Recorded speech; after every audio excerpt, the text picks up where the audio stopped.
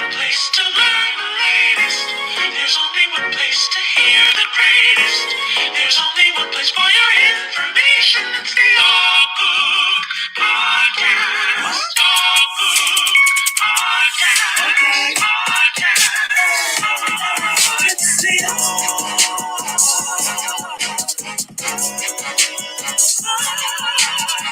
No other hosts like me. I'm checking out your feed. What up, what up, what up? It's a brand new episode of Off Book presented to you by Broadway Black. We're ready to hit our mark and we're ready to do it right now. I'm Drew Shade. I'm Ngozi Anyanwu. And I'm Kim Exum. Hey, we here, we in the building. I'm so glad to be doing another episode of Off Book. It's the first one of the new year. Like, woo, we made it, y'all. We made it to the new year. Just barely. Just like literally by the, I don't have any lights on. Literally by the tip of our, like the hairs on the tip of our chin. Is that what it's like? What is it? By the skin of my chin. Oh my God, so many different things were coming into my mind at that particular moment because I don't have any lights on. I'm not. Hold on. Let me put these lights on. We can see you. I don't know what lights you're talking about. Oh, I see. But I need real lighting. Okay, you need like to glow. Yes, I need. My I need computer my whizzing things. like this? Is she overheating? Do y'all hear that? I don't hear nothing. No. I don't hear nothing. Your computer overheating? The fan is on. I don't think it's overheating because it's on. So I don't know. I don't know what's going on. It's technology, whatever. It is technology. You know, every week we have something. It's literally Always every something week with we have something. machines, man. But at least our microphones sound really great today. Yeah. Like we're in the pocket.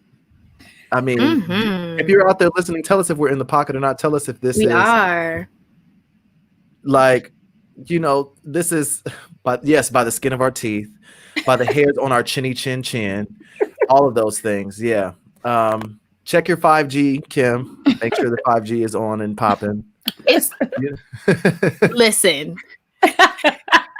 It's on the 5G. Let me. That is a thing though. That's like really a thing. So we just want to make sure that you're, you know, prepared for the 5G. That's gonna be a new thing for us. Oh God. Yes, we are live every Sunday 6 p.m. unless, you know, it's a holiday weekend, or unless we just don't feel like it. But that's just not. I don't allow Unless us we to just not feel like it. Don't Don't feel like feel like Like, yeah, I just don't Look, allow us. sometimes to, it be like, not. happening. Sometimes yes, but like yes, but no, not since we started the show. The only time we were off was last week because of the holiday. Yeah. Like Yeah. between a holiday, we needed a moment, we needed a breather. Yeah. Going into the new year. So our Yeah. first show of the new year, and I am geeked, y'all. Like we have so much to talk about. But first and foremost, how was your holiday? How was your Christmas? How was your New Year? Talk to us a little bit about what you've been up to. Let's start with Ngozi. Oh my Lord. Christmas was very low key. Just spent it with my fam. You know, it was really lovely. New Year's was unnecessarily dramatic. Wait, why was it so dramatic? You know me. I only give you the hints. I don't give you full details. But But that it was, is true. yeah, it was. Child, you do. Yeah, I'm sorry. I'm vague. It'll be in a play someday. But it was unnecessarily dramatic. But it provided me with a lot of clarity. Now I really want to know. Oh I my will tell you. God. Me off too. book. I will tell you book off book, but it Off is not book. Okay. Because now I'm like, what? Yeah, but it was unnecessarily. It was like, oh, okay. I did not think the night was going to end that way. Oh wow. How things start well and then they go left. Oh And it my went goodness. like- It was a dining room table drama. Like It was it's a like, dining room at table, Like an August Osage County situation. Ooh, like the first deep breath. like a Ross and Rachel situation. Like Oh. you know, it was like that. But you know. Okay. Oh, okay. That Look, sounds a we need little to- let's hurry up and do this show so we can get out here and figure out what's happening with that. I want to know what's going on. Like I need to know what's popping. Nothing now. So don't Yeah. worry. Hey, I feel for it. I feel for you. Hey. Yeah. What else is going on? How was your You said you know that was it. That was the main That was night. it. It was pretty chill. It's it's a holiday, so it's not like a little bit of writing was done. I had to catch up on some reading. I promised to do for some friends. I promised to read some scripts and give some feedback. So so I did that. I had someone randomly solicit me to do feedback for them, and I actually always pick one person. like every few months. Like, Gotcha. and I actually like will do it. I'm like, hey, I don't know you. Just to let you know, this is actually weird. This is weird. This is weird. This costs people money. This I get paid to do this. Yeah. But and my giving back clause, if it's a Black person, I go, I do like an eeny, meeny, miny, mo in my DMs. So I'm reading a play at the moment. And so that's what I did. I just read plays and chilled and slept. And yeah, it was very low key.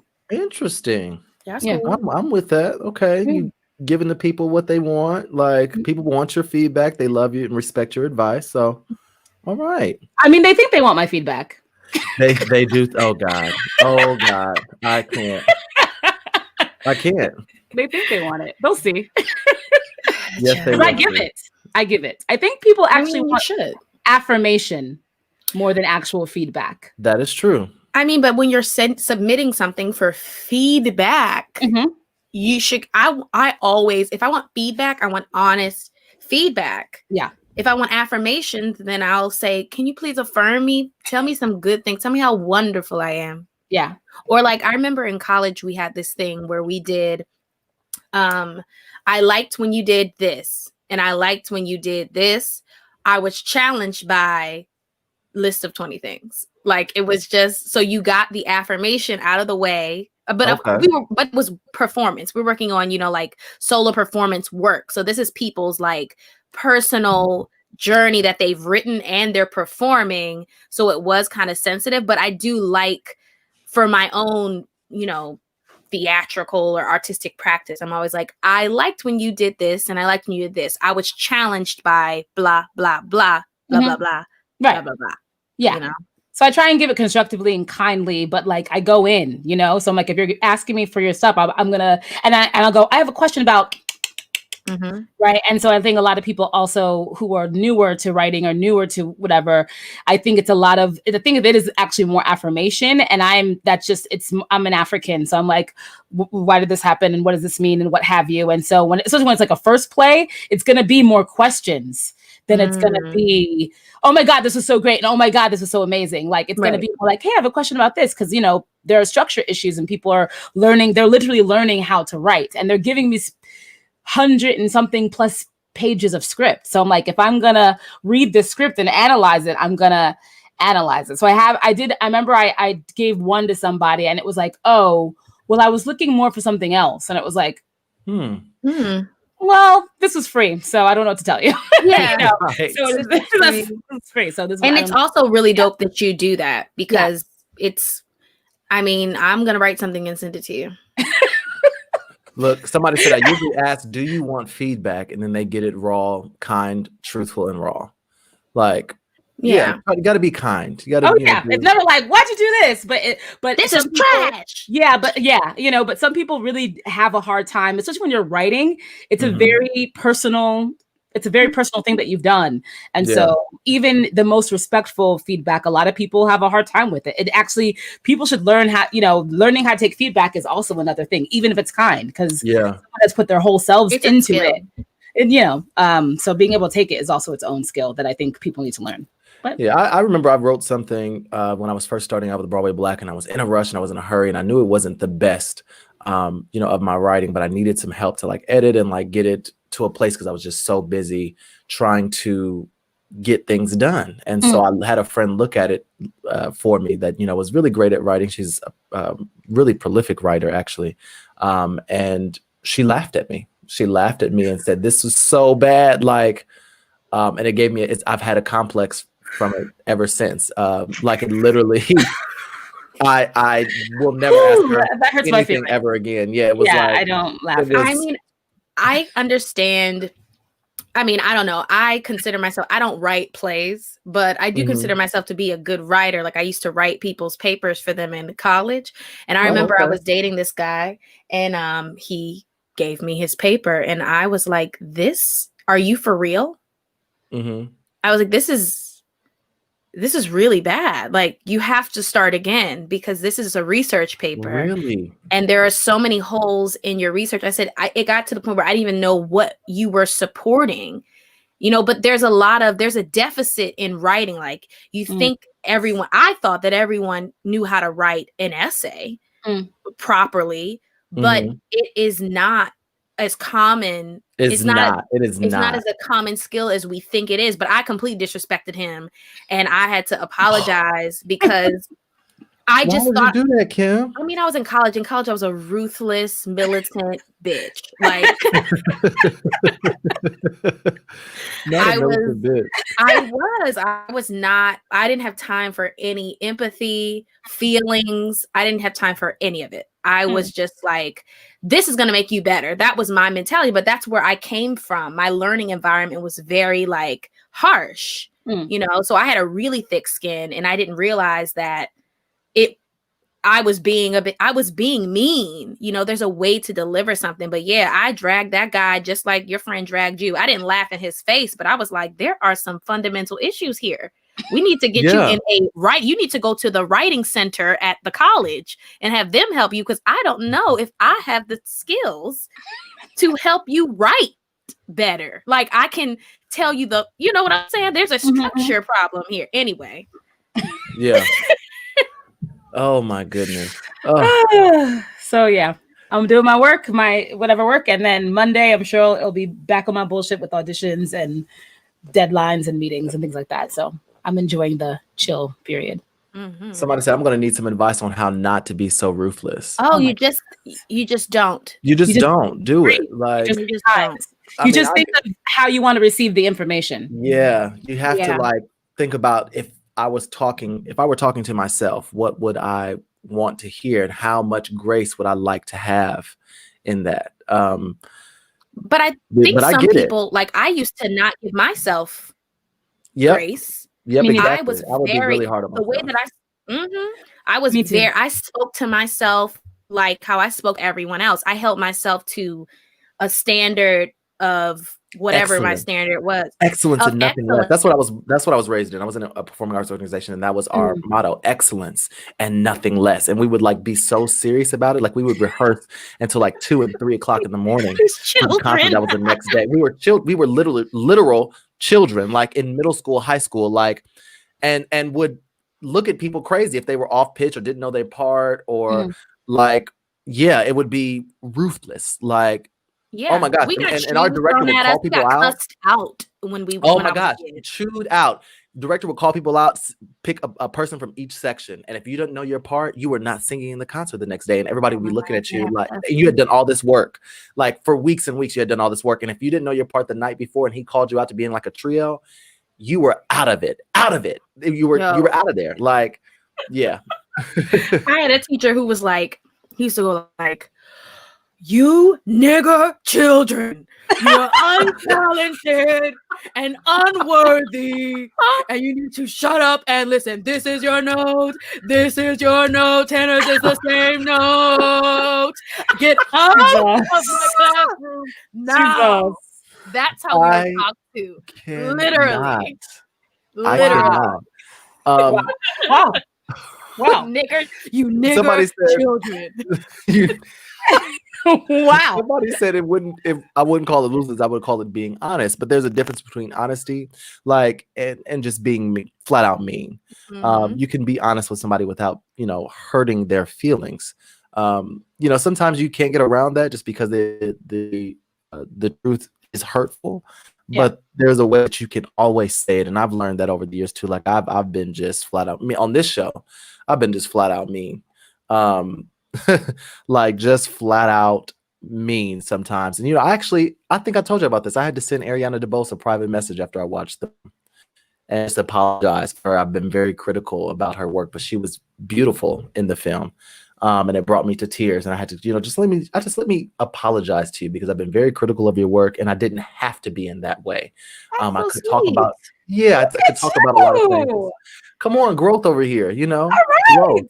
That makes me very happy. At the end of the day, all of her training in theater got her to that point, and that point was very beautiful. Some people have their gripes about the prom and about how it was done and the casting of James Corden, and I do as well. However, there was something really beautiful in the work that she did. She shined and she sounded amazing. She was very much so a great vocalist in the film. I should say a great singer. She presented as a great singer in that film, and I truly appreciated it. So, Did she say something back? you said what? Did she respond? No, she didn't respond, and then they denied us the interview for Broadway Black. Oh. So then the PR company had been trying to get us an interview for Broadway Black, and they had reached out to me first, and I said, sure, let's do it, because I want to ask all the questions. I told you about that.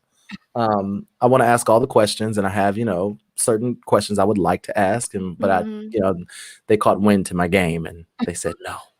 Well, I'm glad you did that. I've had to do that too. I did that to a professor of mine in college. Like I said, I was a militant, crazy, mean bitch at one point, and I became an adult and a professional, and I realized that as a professional, you need to act a certain way. I want to be treated a certain way, and the way that I treated the director of we were doing Chicago in college, and I was playing Roxy, and the way that I interrupted her process for my own. It was a Black Roxy. I never told you this. No, you've never said anything about you playing Roxy in college. Oh, I played Roxy in college. I fucking killed it. I was really good in that role. The dancing was a little. It could be better, but everything else was great. But I was a terror. I was not good to work with, and so I sent her an email apologizing, like I was so sorry for how I treated her and how I treated that, the cast. I didn't realize at the time. It wasn't that long. Like, it wasn't like yesterday. It was probably like maybe a year after I graduated. Now, what brought you to that realization that you were a bitch?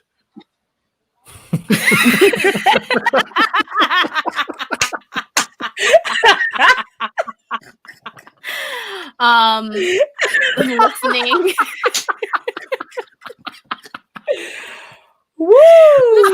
To thinking back on my memories of what happened and becoming a professional. I think that was the changing moment for me. I came from an educational environment where people were ruthless and where, and I grew up doing theater with all Black people. And I think that best of the best thing is just, that's where our generation of teachers, they come from that. Like, you're not going to get out in these streets and embarrass them. You need to be the best of the best. And that's why they're so hard. But now we're entering in a place where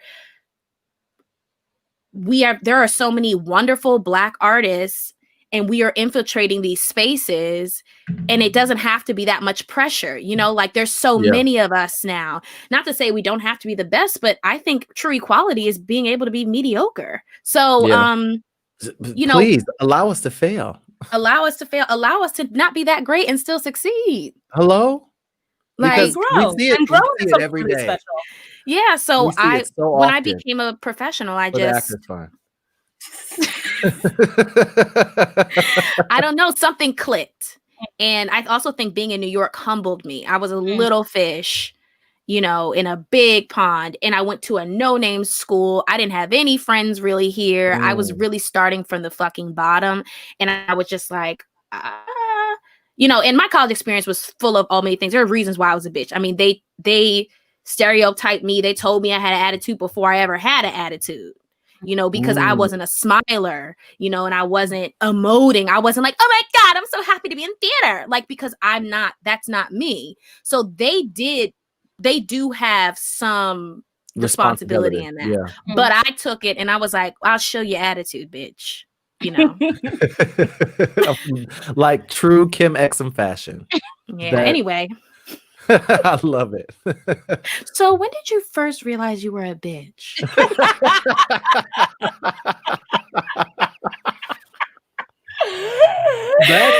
That's funny.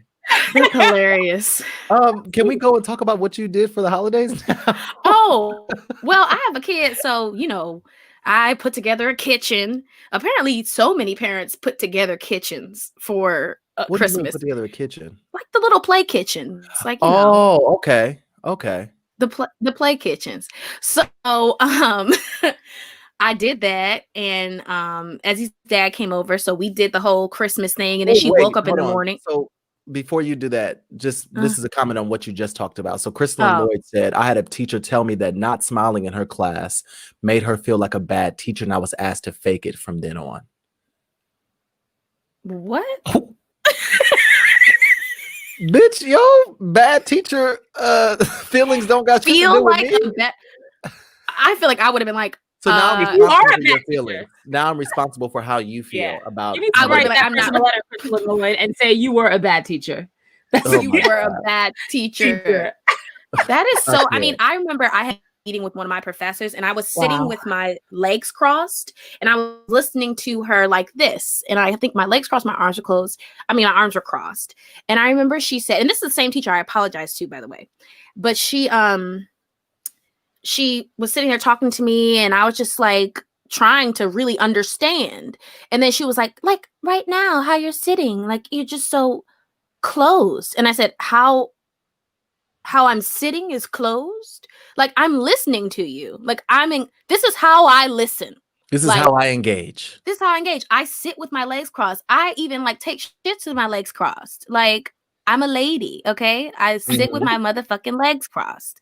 And then I was just trying to listen to her, but she told me that I was closed just because of like how I was sitting. Lord, And that is not that's not okay. Anyway, It really is not okay. that's not it's not okay. Yeah. But it's not okay. Hopefully, It's that's not not still happening in academia. And That No, is it still is. happening. When I was That's in why I remember in grad school, God, the head of my program, when we had to do evaluations, and I remember her sitting, and I look back on it now and now know how fucked up it was, because I'm a serious fucking artist, right? Like y'all know what it is. So, but I'm like also full of joy. So it's all good. but you are pretty serious, like your serious, guns. Like you're you know. serious as your guns. Like this is like, and Guzzy shows up to rehearsal. Let's do it. Let's have fun. Why would I do Fuck that you. voice? I don't know why I Fuck do that you, voice. fuck you.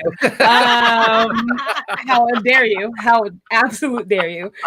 Like I was saying, I won't go into the whole thing about masculating Black women, but we'll go back. Yes, I'm so sorry. That's why I said, why would I do that voice? Just please, let's take out the patriarchy in it, please. Thank you. Okay. So I apologize. 2021. Anyway, so we're in this meeting and we're talking, and people are like, "Oh my goodness, you have so much fun in our class." And my one teacher is like, "You're very serious," but then I realized like you're just having fun. And then the acting teacher was like, "You're intimidating, right? You're intimidating." And I was like, "But she's like, you just know that." I'm just like, and this is coming from like also a very like staunch like white woman, who's just kind of like. So I'm just kind of like, okay. She's like, you know that, and I was just like. No. Yeah, no. So I have Like, don't get me wrong, like yes, but like, what does that mean? Like, I'm in class. Like, like we don't talk much in class because I'm listening in class, and I Right. don't know. Like, and it's not I'm not the teacher. Like, I'm the student. I'm not the teacher. So How there's are you a lot of supposed to listen with a goddamn smile on your face? Like that's what I don't understand. Like when I'm listening to people, I'm just listening. I'm not like. But it's also like, I think that white teachers are hyper aware of Black students because I'm sure they're not paying attention or diving into what the other white students are doing, whether they're smiling or because they're so used to their natural state of being that Black people's like, oh my gosh, what are they gonna do next? How are they gonna look next? Are they gonna give me a side eye? Is there gonna be like a neck roll? They're looking for the neck roll. They're looking for like certain isms that they think should be there, and when it doesn't present in a way that they are used to, or not even used to, like the way that they project that it should be, it's now a problem. Now something's wrong, and yeah, it's a little much. But I haven't. So an instance where we worked on this project this summer, and I was really treading lightly, but somebody was just they were difficult. They were aggressive in the space. Okay. Kim, why would you go? Oh, okay. Like, why? I was just trying to figure it out. I was like, what the fuck is he talking about? And then I was like, oh, okay. But I mean, like, so I went around in circles trying to figure out how do I address this without offending, or is it me? Am I taking it the wrong way? But like when I said that told this person that they were aggressive, it was very much so like, oh, how dare you tell me this is and this, that I'm aggressive, and almost tried to put it on like me being, that's something I needed to unlearn, Like that it was the gaslighting you. patriarchy in. Well, it is something that we all need to unlearn. It's like on the Real Housewives of Potomac reunion, when they were talking about, they were labeling Wendy, who is a dark-skinned African woman, as aggressive, but they weren't labeling like Karen, who is light-skinned, and Giselle, who is light-skinned, as aggressive, right? And even though all of those women, in my opinion, from watching the show, do exhibit aggressive behavior, Yes. we do tend to attribute it to darker-skinned women. Now, mind you, light-skinned women get it too. I've been called aggressive from men. I've been called, especially Black men, because of that misogyny war thing. Black men are very quick to say that you're aggressive in comparison to like a white woman. There's just a lot of history there. So in my opinion, like, yes, like if I feel like someone's being aggressive, it does come out, but unlearning that language and maybe learning how to say it in an alternative way, because it's not necessarily untrue. Everyone has the potential to be aggressive, quite frankly, and difficult. But men, a lot of times, like Drew, in that process, for instance, like you could be a bit aggressive and difficult, but most people we're not gonna sit up here and say you're you know, because you can just walk away because it was mine. I know it was yours, but I'm talking about because of men are expected to act in that way. So when a woman stands her ground, you know, so in defense of that situation, I'm not saying your feelings were wrong, but I am saying that the language should be fixed. Because they were aggressive, right? But I'm saying that word is triggering. Like, not even like genuinely. The word is triggering. Well, and if you want to solve the problem, right? If the goal is to lessen the difficulty or to solve the problem, then there does need to be, we do need to figure out, maybe, I think, different language, so that one doesn't gaslight you into going like, no, I'm not. You're just gaslighting me because I'm a Black woman, right? And so like we do maybe need to find different language for that. Maybe, I don't know, because I do think like sometimes I've been in space also as a leader in rehearsals, and it's like, this bitch is fucking difficult, but I know if I say the word difficult, I'm gonna get a whole, you know, whatever. But I'm also like, but it's also all Black women in the room, so I'm just gonna say it, like, you know what I mean? So and just like, we all Black in here, and you're being aggressive, but I just say it privately, like but I do think, again, like when you are a man, and a lot of times when we are in rooms, Black people, with all men, they tend to take the torch of the white man, because that's just the way in which we've been socialized. So of course you can call somebody aggressive all day long if you want to, but I don't recommend it. I recommend finding a synonym. What is the word? What is an alternative word? I don't know what the situation is, but if it's like, hey, somebody being aggressive. So if someone's being aggressive, you just literally like you can take them to the side. I don't know if this is a rehearsal process. I don't know what the process is, right? So it's like, we had it into during rehearsal. I won't say which show it was, but it was just like where someone was fucking up the process, and the director like took him to the side and was like, and basically like, hey, so you're fucking up the process. Like, it's actually like that. Well, that's simple. what I did. I said, you are the bottleneck of the team at this moment. You're stopping the flow of what's happening here, and challenging what I've already said is going to be and what the process is. And you're challenging me in an aggressive manner. Well, I think that the challenging me is enough. I don't think you have to say aggressive. I think that what you just said, when you said the bottleneck of the process, I was like, ooh. And then you said you're challenging me. Ooh, I don't need aggressive in there, because the thing is that when you are communicating to someone about an emotion that you're having based off of their behavior, you don't want them to get defensive. You want them to hear you and fix their behavior, or else it just seems like, you know. And again, like, I think that everyone's feelings are valid. I think that your feeling was valid, but we just have to, because I was right. We just have to enter into another phase of language, and we have to always be aware of our privilege. Like, I can't sit up here and call Ngozi aggressive. I just can't because of, I mean, I can, but the optics of what that would look like. But I she's am also so, not though. Like, but if, I mean, but it doesn't fucking matter. You don't It know doesn't me. matter. You don't know my life. It You doesn't weren't there, matter. New Year's Eve. But you know what that looks my like if God. I'm like, she's aggressive. She's aggressive. It looks crazy because of the privilege that I have over her in skin tone. It okay, looks thank you. fucking Happy New crazy. Year. Thank you. Happy Bitch, New Year. don't disrespect me. Oh, they're back. They're back. The spicy light skins are back. Listen. Thank you. Happy New Year. Anyway, not thank you. Happy New Year. Speaking of which, we're gonna move right along. Oh, I didn't talk about what I did, but that's okay.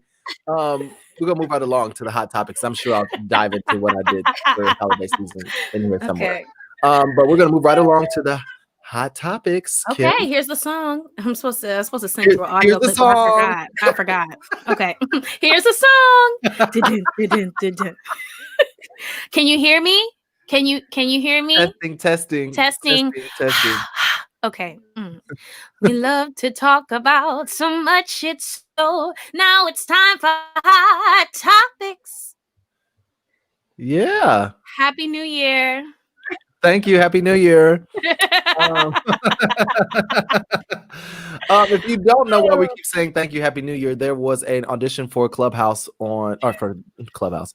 There was audition for Clubhouse the musical also, but there was an audition for Dreamgirls on Clubhouse last night, or all day yesterday, pretty much. That went. I want to say well. It went well. Like there were some talented people there, and there were also some celebrity judges, if you will, but it also went left. Like it went a little left. So, hey, Guzzy, where were you yesterday? Were you on Clubhouse yesterday at all? I am trying to quit Clubhouse. I have to write a letter to quit it. I hate that. I hate it. You have to write a letter? You can't write just a letter delete to the quit app? it. You can't just, no, like I have impulse issues. So like I just want to be able to just like not have it anymore. And you have to write a letter for them to delete your account.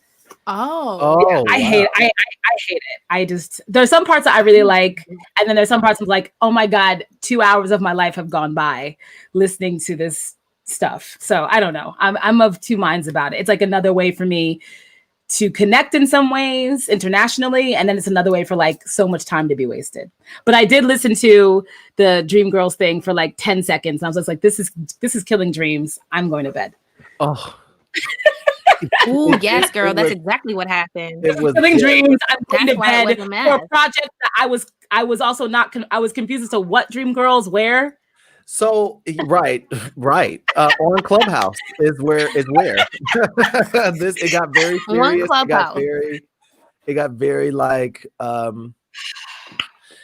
yeah, like Intense. real. It got really intense. That's what like Kim, just explain it because I'm trying to find the words without. So Leroy Church, we have to So, mention this. okay. Basically, what happened was the day before there was an informational meeting. So, just to preface this, they had done a Lion King movie reading. To my understanding, it was a movie reading on Clubhouse. I don't think auditions were held. I'm not sure actually, but it was just an array of people, not all professionals, but people who did different things. And they had a good time. It was really uplifting. There's also been other auditions on Clubhouse for Color Girls, Raising the Sun, what have you, happening. Fine. Right. So they had an informational session for Dreamgirls. And they were like talking about the auditions, what they want to do to cast. I listened to it. It sounded like a great, uplifting time. Tuned in Right. the next day, was listening to some people sing, and I was talking to a friend of mine. I was talking to a friend of mine. I'm talking like you don't fucking know Darius. I was talking to Darius, and he was like, "It's the energy here is so great. Like they're really brave." And da He da said the da. same thing to me. He was really Yes. enjoying it. Yeah. He was really enjoying it. Then Cheryl Lee Ralph came onto the scene, and she started giving you that old school nigger children energy. Like, Oh, I'm writing that in a play. I'm writing that in a fucking play. and and she was just kind of like, back in my day, like, you've been cut completely. And at first, like when her first read was about riffing, which I really actually appreciated, because the children need to stop riffing so much over the words. Like, we can't understand. We need the story, the narrative, you know. And this also, Dreamgirls is all sung, so you can't be riff. You're talk singing. Like, you need to get in the story. So I understood her point there, but then things just started going left. And then I think that Leroy and his team were latching on to this energy, and also I think they were feeling themselves a bit because there were 5,000 people in the room. There were famous people on their panel helping their production, and they just started shopping people. Like, sing something. Just somebody sing something. Thank you. Happy New Year. Thank you. Thank you. That And is then they would exactly go, what was going like, on. y'all, we got Amber Riley in here. We got Shirley Ralph, the legendary Cheryl Ralph Lee. Like, So they call her Cheryl Ralph Lee. we got the legendary Cheryl Ralph Lee in the building right now. So what are y'all doing? Like, if y'all not here to like really sing, then what are y'all doing? Like, what's happening? Like, please, like, it started the bridge so we can really hear where you're, you know, we can really hear your range. So like, that's where I came in and I was like, and good night. I was like, and good night. This is toxic. Good night. It was so toxic. And I'm like, guys, this is a Clubhouse. Like, this is an app. This actually is an app that we just got on yesterday. They were talking about keys at one point. I was like, this is a cappella. I was like, how are you? What am I going where's Dreamgirls done? Dreamgirls where? Where's the information? How much pay? What's the rate? None. But they made sure to tell us that they were doing this for free, and it was like out of the, you know, they kindness of their hearts that they were giving us this art. I can go watch the movie. Someone already did the production and it was good, and someone won an Oscar from it, so I can go watch that. Right, I could definitely go watch that. It was. I was cringing so hard, and y'all know I am a person that is like, I'm all for critique. I'm all for, like, you know, giving feedback. And it can be funny. It felt like American Idol in a way, like where we were watching these auditions and like listening to people sing. And, you know, everybody would go to their, you know, the person's profile page and see who they were. And like, you know, everybody was enjoying it and laughing at it in a way and not really celebrating or, you know, building community like it was with The Lion King. So it was really just weird. It got really weird, and they also started calling themselves judges, and I was just like, so is this American Idol? Like, trying to say Clubhouse. It's Clubhouse. And I mean, there's no show. Then the best part of this is this ended. Of course, everyone is group chatting about this. Then the internet starts to internet.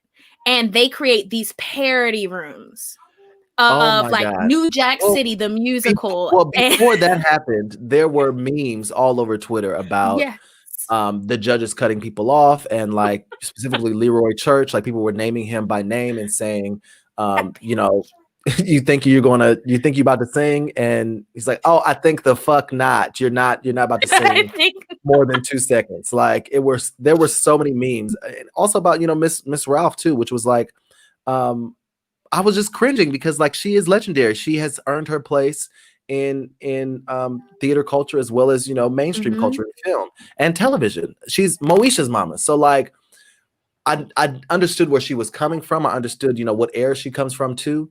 And I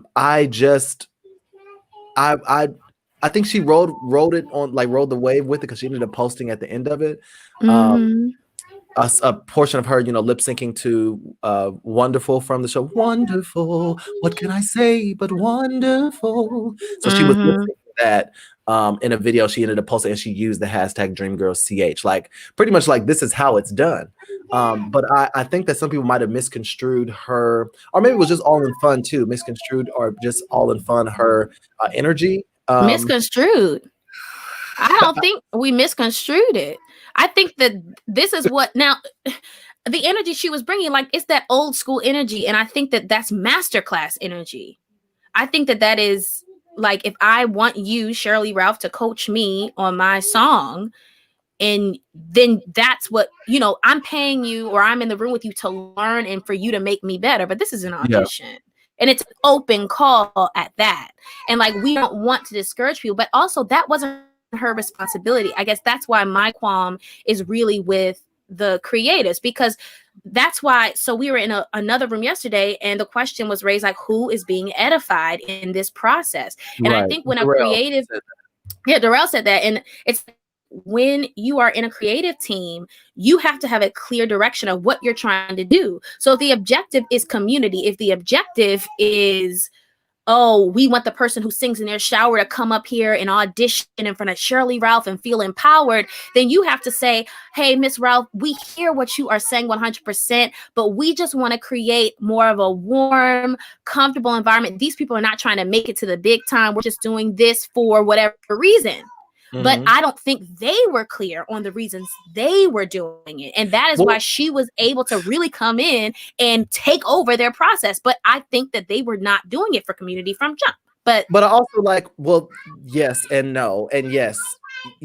But I also think that I'm trying to like, because I had some very opinionated thoughts about it last night, and I shared those in different Clubhouse rooms. How today I'm feeling a little bit more grace, especially for Miss Ralph, because she comes from a different era, and also she was trying to figure out how to mute her microphone, but like I think she was pressing the button of the microphone and not muting, and thinking that she was mute, and she was saying certain things that were not that you just wouldn't want people to hear, that you were talking about people's auditions. And like, you know, one time it was stated that she said, oh, they would be gone, they would be out of here. Like, you think that she said that to herself?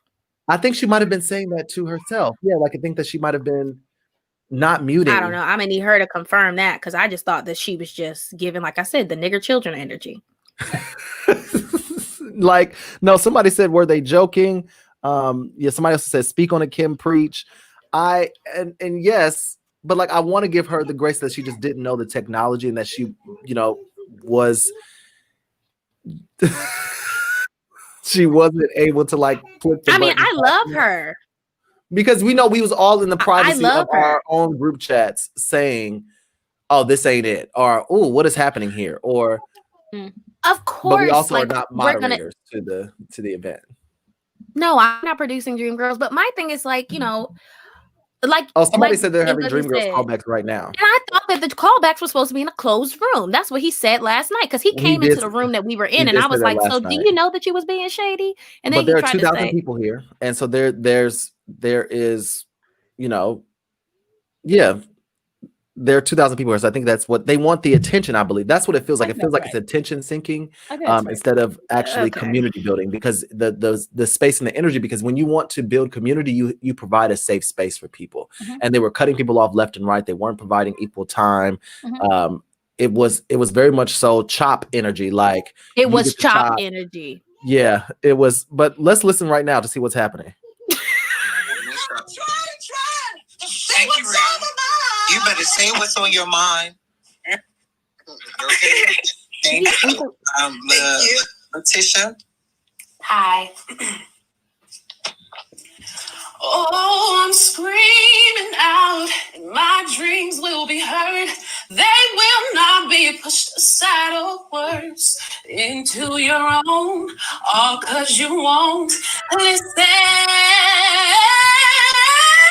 Listen, I am alone and across the roads. I'm not at home in my own home.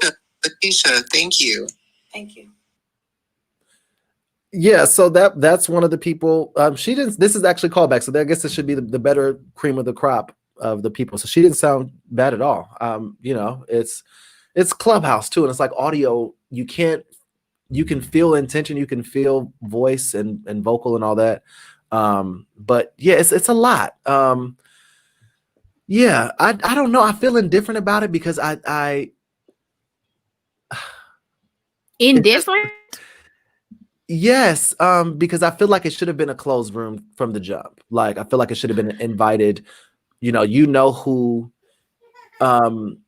you want for this sort of thing. If this is what you wanted to do and this is what you wanted to put on, you sort of know who you want to cast. And if you didn't want to really build community and allow people to actually come and showcase their talent in that way, and you wanted to just find the best of the best, then it should have been a private invite only sort of thing. Like, send out offers. I don't know. It just didn't feel good. That's all I know. All I know is that it didn't feel good. I think there should have been an industry night.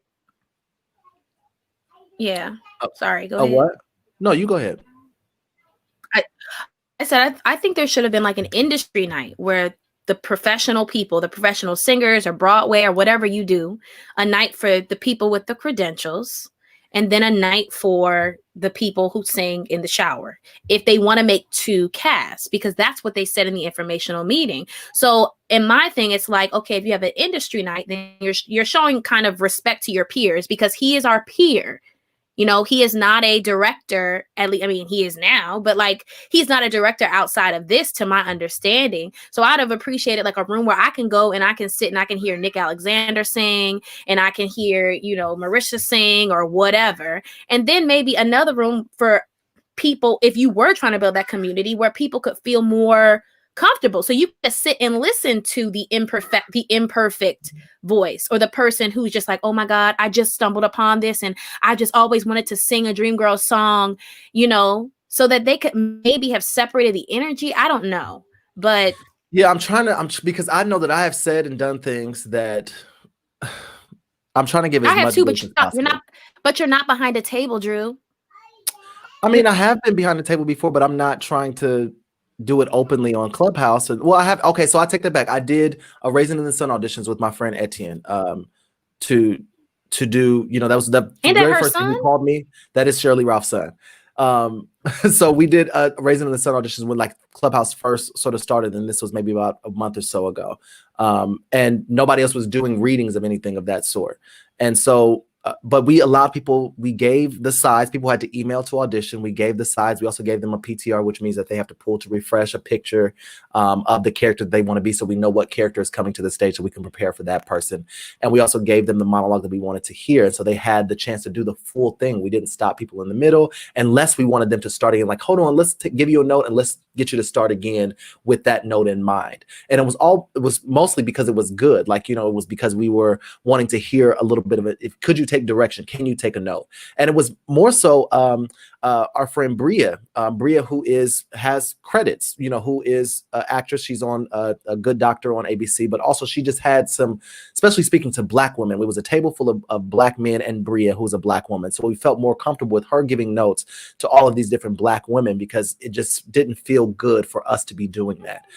Even though we were in the side comments, coming like, hey, let's do this. We were convening with each other and sort of figuring things out. So I have done that, but also the space was pure and genuine, and it was like all love. It just gave people the opportunity to read again, to do things, and people kept saying that. And also they introduced themselves, and it felt good. It didn't feel in this manner where it was like cutthroat, like you're out of here. And that was my main thing. I even tweeted that it sort of made me sad a little bit. But I also know how it feels to have sort of like a power hungry attitude in some points, like where you don't realize, you're so out of it that you don't realize what you're doing or what the impact may be. And so I'm offering grace affecting other people. How it has affected other people. Yes, I'm also giving grace for that, but also holding people responsible. Does that make sense? Yeah, I think that's a perfect stance to take, but I do think that once you get to a certain, point in your career, and like Leroy is, and a lot of us are, where you are a professional who makes money from your art, you should be thinking of the community that you're a part of and how you want to be talked to, like because in my dialogue with him last night, there was really no accountability. It was like, well, if you saw it like that, no, I didn't see it like that. That's what the whole internet is making memes about this thing. The whole internet is joking and make parodies about this because of the energy that was in that room. I didn't make the energy up. I didn't say not a one word, So if everyone is telling you this, I think that, at least I don't know what he said in other rooms. I just know that when he came to our room and was, telling his side of the story, he did get a little defensive and didn't they didn't take accountable for any of the shade. They just kind of put it all in another place. And well, somebody and said that's the genuine part question that bothered me. because Mhm. because they said I don't know, Mr. Church, what accolades do the creatives have to justify the dismissive and rude behavior? But I don't think accolades justifies it at all. I don't think any type of credit can Right. justify someone. I also being- have a question of literally this, and this is the writer. Who Mhm. has the rights to do this on Clubhouse? Eee. Well, So- they're not allegedly, they are working with the lawyer, whoever No, Dream we can still Girls' say allegedly because we don't is. have the facts We don't have on the that. facts. So they're saying that they're stating, they're saying that they're working with Dream Girls' lawyer Okay. to create this kind of Clubhouse adaptation. I don't know Got it. what that entails, but it Okay. is a difference than doing like, you know, I think they're kind of blowing the spot up because I think that we're going to eventually run into a jurisdiction thing here. We are going to, because I'm like, to be reading people's work that you don't own. Well, they also said that they were going to be like changing the script, like rewriting it for modern day and like changing because you can't see, and they're doing the film version first and foremost. They're doing the film version and they're going to rewrite it to where you can they're talking in a way where because you can't see what's happening, I guess is what she was saying. I mean, technically it's like an audible or an audio experience. Yeah, show, but it didn't I make think- sense to me. Yeah. Like what she was saying. Also, I don't think it really made sense to her because she was saying that she works in high school community theater, but she was like big upping Leroy and saying Leroy works on Broadway and like he knows, like he does this and like. And I was like, 'cause she sis, didn't know that. everyone in this room is on, literally everyone in that room that we were in was Broadway or Broadway adjacent. Like everyone, they were sitting in the room with a Pulitzer Prize winner, Drama Desk nominees, Obie Award winners, Broadway fucking Black, like ABT trained, you know, MFA having motherfuckers. And so we're all like, I was like, ma'am, like no shade, but like we are all Leroy. Like we all have the exact credits and more. some and more. You know, so like Yeah. we know what we're talking about. So if your peers are telling you that this was inappropriate and not uplifting, then I would feel like, oh my God, I am gonna make a change tomorrow. I'm gonna apologize to these people and I'm gonna talk to my team. You know what I'm saying? Because you want to Yeah. keep that, like, we are your peers. You know what I mean? Like, Yeah. you work with us. Yeah. If you haven't worked Ugh. with us yet, you'll probably work with us later. So I don't know. Somebody says, was the purpose to uplift and inspire the community with an opportunity to perform? I am hearing all about this thing from my friend today. From what you all are saying, this just sounds messy and the mark has been missed. I think that's Yes, all of that is true. That it. was said to be wanting to uplift and inspire the community, and that's not what really happened. I think that it was people that are not really in our community that were sort of liking it and you know, supporting it in a way that because they think that's how the business is. That's what I kept hearing. Like, this is how the business is. Like, y'all don't know, people say worse than this, and that's just not how it actually goes for real. Like, nobody is disrespecting you and cutting you off like this, like they're Simon Cowell. Right. And so it was a little weird. It was a little different. Yeah. We could go Because in on real and on life, about if you're this. not very talented, they're Hold just on, not going to I'm- ask you I'm- back.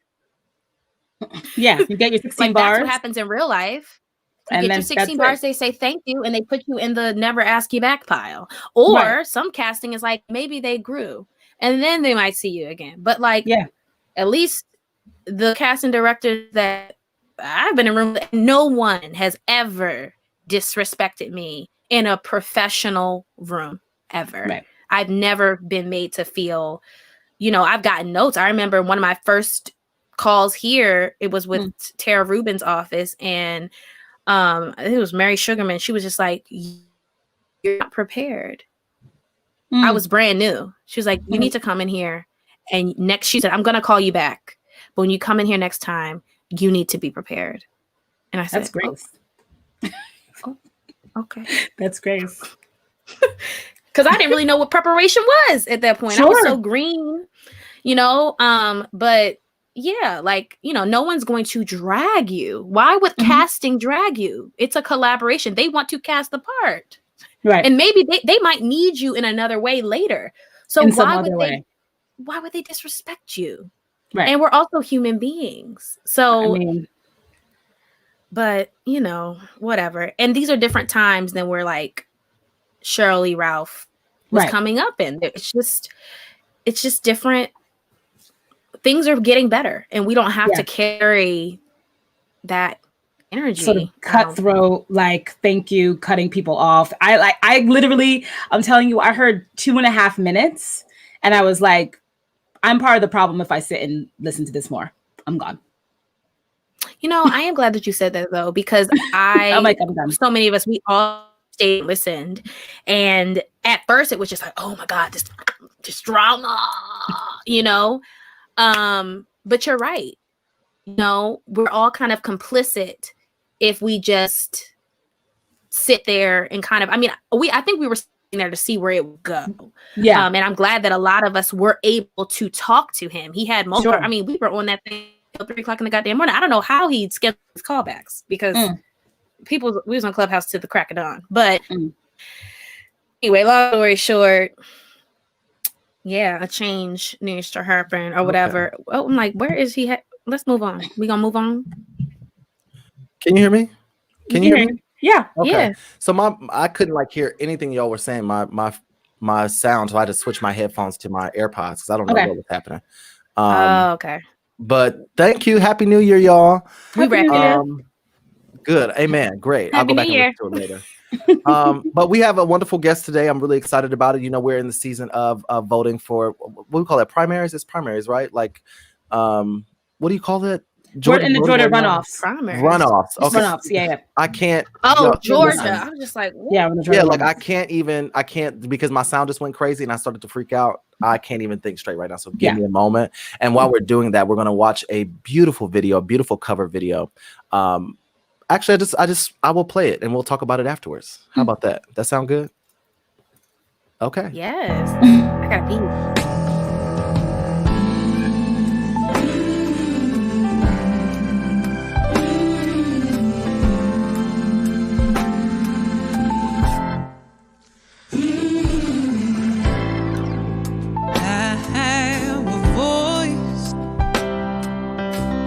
Started out a whisper and grew into a scream. Made a beautiful noise.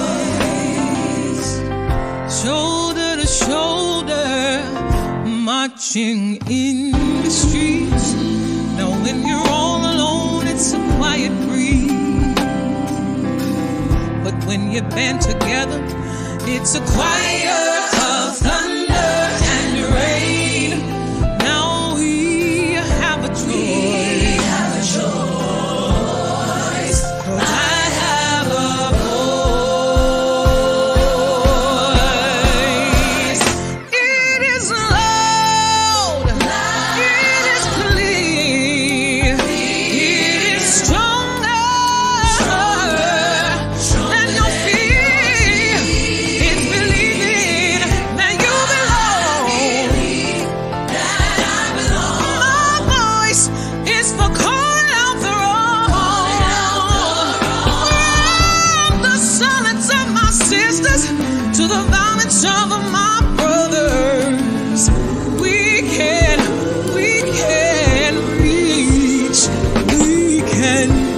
across the river, feel somebody's pain. Yeah, 'cause I have a voice.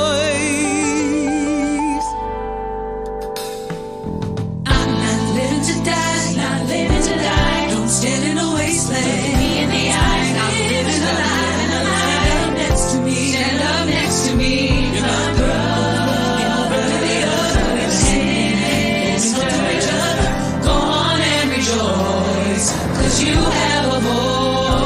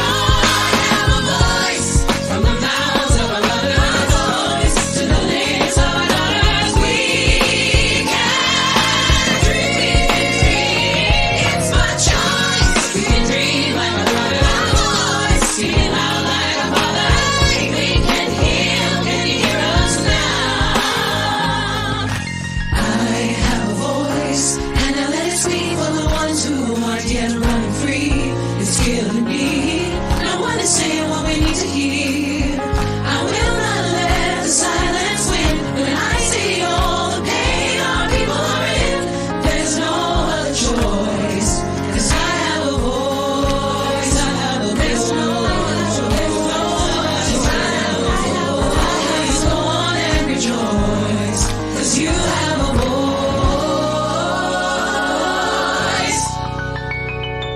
I have a voice.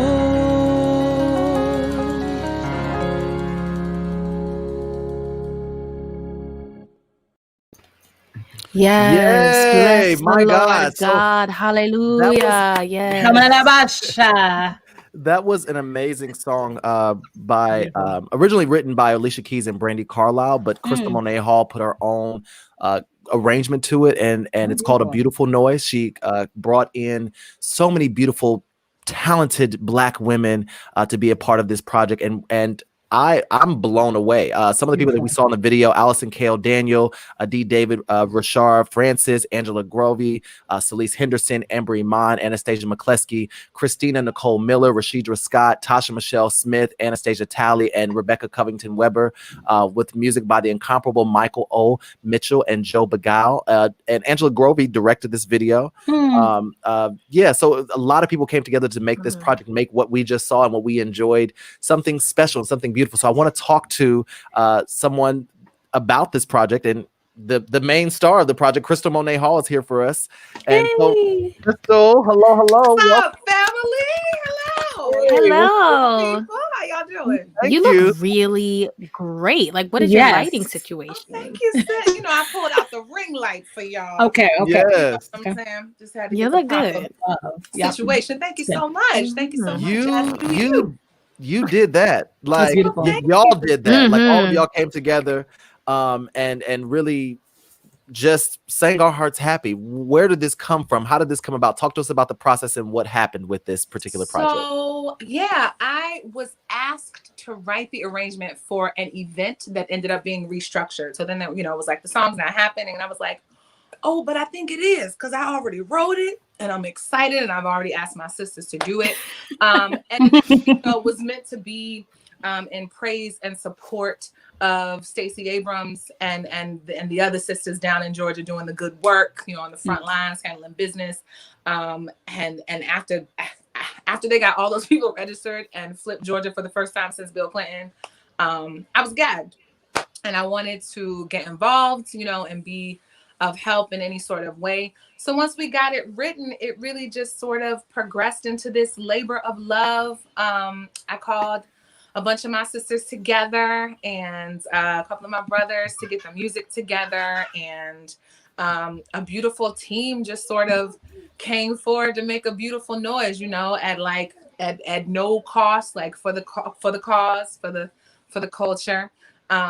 Yeah, and we were just like, how do we? I can't vote. I can't vote in Georgia. I can't go down there.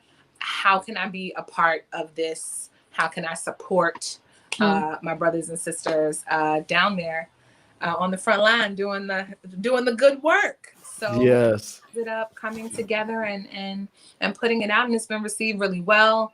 The hope was that it would just be something that could energize and activate the people and get the people to the polls, and maybe a little anthem to play in their ear as they dance on to the polls.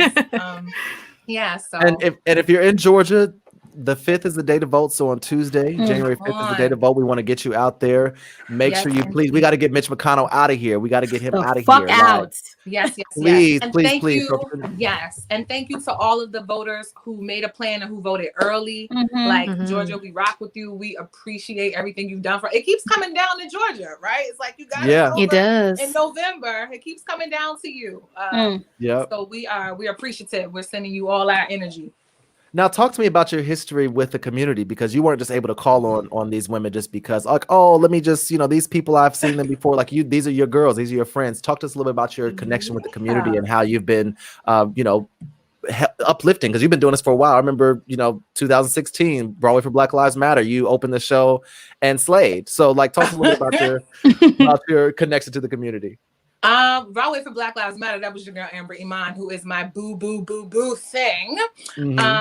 but yeah, you know how it goes. A lot of us are family through BIV. A lot of us are in Broadway Inspirational Voices.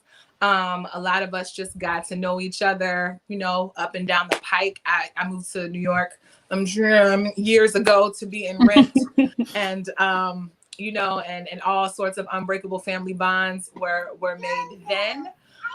So yeah, that's a lot of us are just, you know, we all been in the game. They're all Broadway babies, all Broadway down or Broadway adjacent. All of the singers. And like I said, a lot of us are in the choir together. Michael O'Mitchell and Joe Gale, who did the music, I rocked with from a long time ago too. Michael O'Mitchell is handling business all over the world and on Broadway and at the Apollo. Joe Gale and I actually met in San Francisco. I lived in the Bay Area for a little while. Yeah. And that's when we linked up, and he and I were the lead singers of the Mickey Hart Band together for a few years. So we've been rocking together for a long time. And it was a family labor of love project. The director / producer / PR, like my literal partner in life, Angela Grovey, directed the video.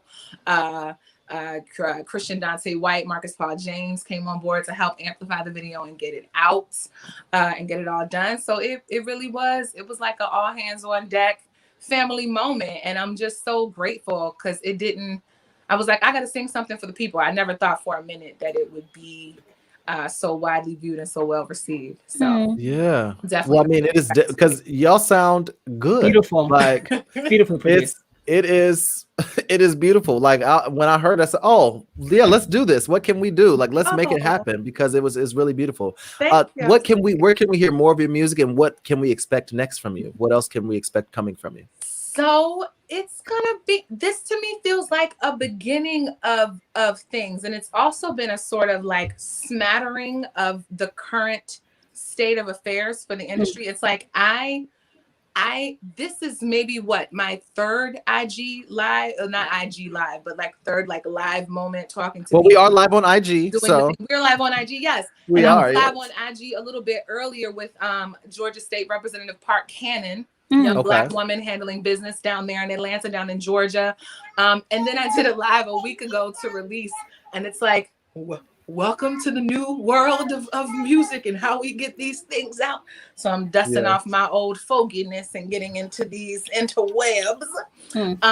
So I'm looking forward to just kind of creating more content. Like doing this project was eye-opening and enthralling and sort of exciting in a way. You know, a lot of us responded to the pandemic and being locked down in our homes with like, I'm gonna create some content. You know, a lot of us went out with that energy. And I'm one of those people who initially sort of went in. Because like you said, I've been singing the music of my people for and about my people forever, you know, like, and it feels in a moment like the beginning of this year with the George Floyd and the Ahmaud Arbery and the Breonna Taylor. And it feels sometimes like it's to no avail.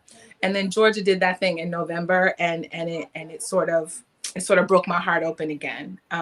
So I'm really excited about just keeping this conversation going. It's like, yes, we need to flip the Senate, but then we need to be about the business. We need to be about making sure that the people that we have voted into these positions have our best interests at heart and are taking the necessary steps to create the change that we need, you know, to all be free and to all be good and all be happy.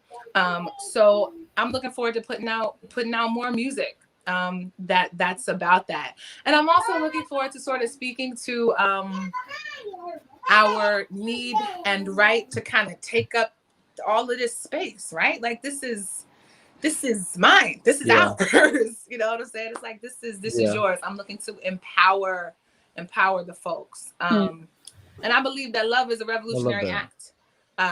Especially as coming from, especially in a Black body, right? Love is a revolutionary act that we can stand here and love ourselves and sing our songs and tell our stories and speak our names, is really what it's about for me. So I'm looking forward to putting out some new music, maybe revisiting some old music that now is clear to me in new ways. So I love it. More More on the way. We look forward to. We thank you so much for joining us today and telling us Thank you about this for particular having project. me. Of course. Like when stuff is good, I don't have no problem. I will show up and show out. And that really just touched my heart. And so thank you for that rendition. And yeah, I look forward to seeing more of you. You're always welcome back. Well, thank you, baby. I appreciate that. Broadway Yes. Black forever. Yes, indeed. Yes, indeed. Maybe there's something we can work on together. Maybe we can get you to do a theme song for this show or something. Like I don't know. Hold on, you ain't said nothing but a word now. I'll Don't don't play with me. Don't do me because like I'm all here for it. Like, put Kim on there, put Nguzzy on there, and Nguzzy can hold a note or two. I'll do like some poetry on there. I won't do Okay, any yes, singing. indeed. Oh my God, this theme song is so intense. I'm just saying, don't get me to singing. My career is over. My singing career is over. I do plays. Yeah. Okay, so where can we follow you? People want to know, where can they follow you? Where can they get in touch with you? How can they find you? Yeah, I'm on all the platforms, on IG, on Facebook. I have music up on Spotify, on SoundCloud. I at crystalmonethall.com. You see my girlfriend's in the back like this. Don't forget to say the things. crystalmonethall.com. Monet with 2 E's, Monee hall.com. We out here. There's music on iTunes. Oh, we call that music now instead of iTunes. I don't know, on that platform as well. Yeah. But yeah. And all the I love platforms, it. I'm there, and I can't wait to hear from you. I didn't mess it up. Crystal, go ahead and go check her out at crystalmonethall.com. Even though it's supposed to be a dot right there. Y'all know what I'm trying to say right yes, there. it's not a comma. Right. A comma. Y'all know what it is. Y'all know what it is. Yeah, thank you so much for joining us. You're beautiful, shining light. The music is phenomenal. I can't say that enough, and I would love to have you back. And I'm going to actually talk to Angela about this, sort of theme song, see what we can make happen. Because if you can do that, I know you can do something for us too. So I'm with it. Let's get it done. Let's get into it. I'm serious. Awesome. Let's get into it. Yes. Let's do Awesome. some work. Thank you so much, and we'll see you next time. Yes. Thank you so much. Thank you, sisters. Thank you, brother. I'll see y'all soon. Thank you so much. All right. Have a good day. Yes, I love when people can sing. Like, y'all know my heart gets really full when people can really and just emote and tell the story, and like they were singing. Their mix was. It just sounded really good. Yeah, that was a Women's Day choir for your ass. Like, not Women's Tuesday. Please leave me alone. Not the Women's Day. That was a Women's Day choir. Somebody come and do a men's chorus. Well, okay, so they just did. They released the video for "Make Them Hear You." Had Billy Porter. I was joking because the men's chorus always sounds terrible at church, but. Well, this was Brandon Victor Dixon, Jelani Aladdin, Billy Porter. They all did like a version of "Make Them Hear You." And Stokes wasn't in it? I don't think Stokes was in it. How dare they? I'm leaving right now. It was actually for the Actors Fund, something for the Actors Fund. I think it was the Actors Fund Gala or maybe the American Theater Wing Gala. But it might have been American Theater Wing Gala. Don't give me the lying. But they just released the video. The gala was like maybe a couple of weeks ago, but they just released the video to like Kim is unconvinced. Don't sing "Make Them Hear You" without lighting a candle for Brian Stokes. Mitchell, you don't. Listen, I can't. You don't even play "Make Them Hear You" in your house without like setting up a whole space so that he can his spirit can like come up here. That is true. You have to usher his presence into the room. Like you just can't. It's fine. I'll listen to it. But I'm offended. You're a little offended. I am, That's his song. It is his song. Yeah, okay. It is his song. But it was for a cause. Right. So I think he'll be okay. He'll be all right. I don't think he was offended. I think he did it. We are already an hour and a half in, and we never really get through our hot topics. We have to find a way to do this. Like, just start saying Happy New Year, Drew. That's the way. Just Happy New Year anyway. So. And then it's a new subject. Right. Thank you so much. Happy New Year. The Ratatouille musical happened this past weekend. Did y'all get a chance to see that? The cast, included Titus Burgess, Andre DeShields, some other people. I didn't know where it was debuting. I just knew it It was. was I saw the all cast. Well, it was you had to buy tickets through Today Tix, so they raised money Okay. for the Actors Fund. Okay. It's so wonderful. Yeah, and it originated on TikTok. All these people Mhm. came together to create this musical, and the work is actually really beautiful. It's actually a really nice musical from what the parts that I did hear. I didn't get a chance to watch the show. I've been so busy this weekend. I'm hopefully maybe I can catch it before it gets gone tonight. Like tonight is the final night that you can sort of watch it. Okay. Because it was up for like 72 hours, if you will. I So wish that hopefully they I can would catch just it. put it on. Maybe they'll put it on like Broadway HD or something because I did want to see it. I love that movie. They have to like let it live somewhere. They're not just gonna let it go away. They just wanted to raise money for the Actors Fund first, and then like they're probably gonna bring it back in some form or fashion, or do some type of airing or something. I don't know, but people were saying Ratatouille was cute. Like, yeah, I'm interested in seeing it. I know that what Titus does, he does like. He's gonna go in and he's not gonna be looking crazy. He's not gonna let him look like he's not gonna let you make him look crazy. So like he's going to take the wheel and drive the ship. And he was Ratatouille, I think, wasn't he? Wasn't he like the main? Yeah, I think he was the mouse? right. Or they were like split, or it was like, I don't know, it was Wayne Brady. And from what I did see, I saw Wayne Brady, I saw Titus Burgess, I saw Andre the Shields. I don't know if they all playing rats because I've never really even seen Ratatouille. The movie. What? It's so good. It's a really good movie. Well, maybe that's where I'll start at. Plus? Yeah, I got Disney Plus. Oh, I need to You stop should paying watch for that. it. It's really good. It's a really good Disney movie, and it's like not a musical. So yeah, I need to stop spending my money on that because I don't even think I watch it enough to be paying the $12. How much is it? How much is it? I got the bundle. I have like the Hulu, ESPN, Disney Plus bundle.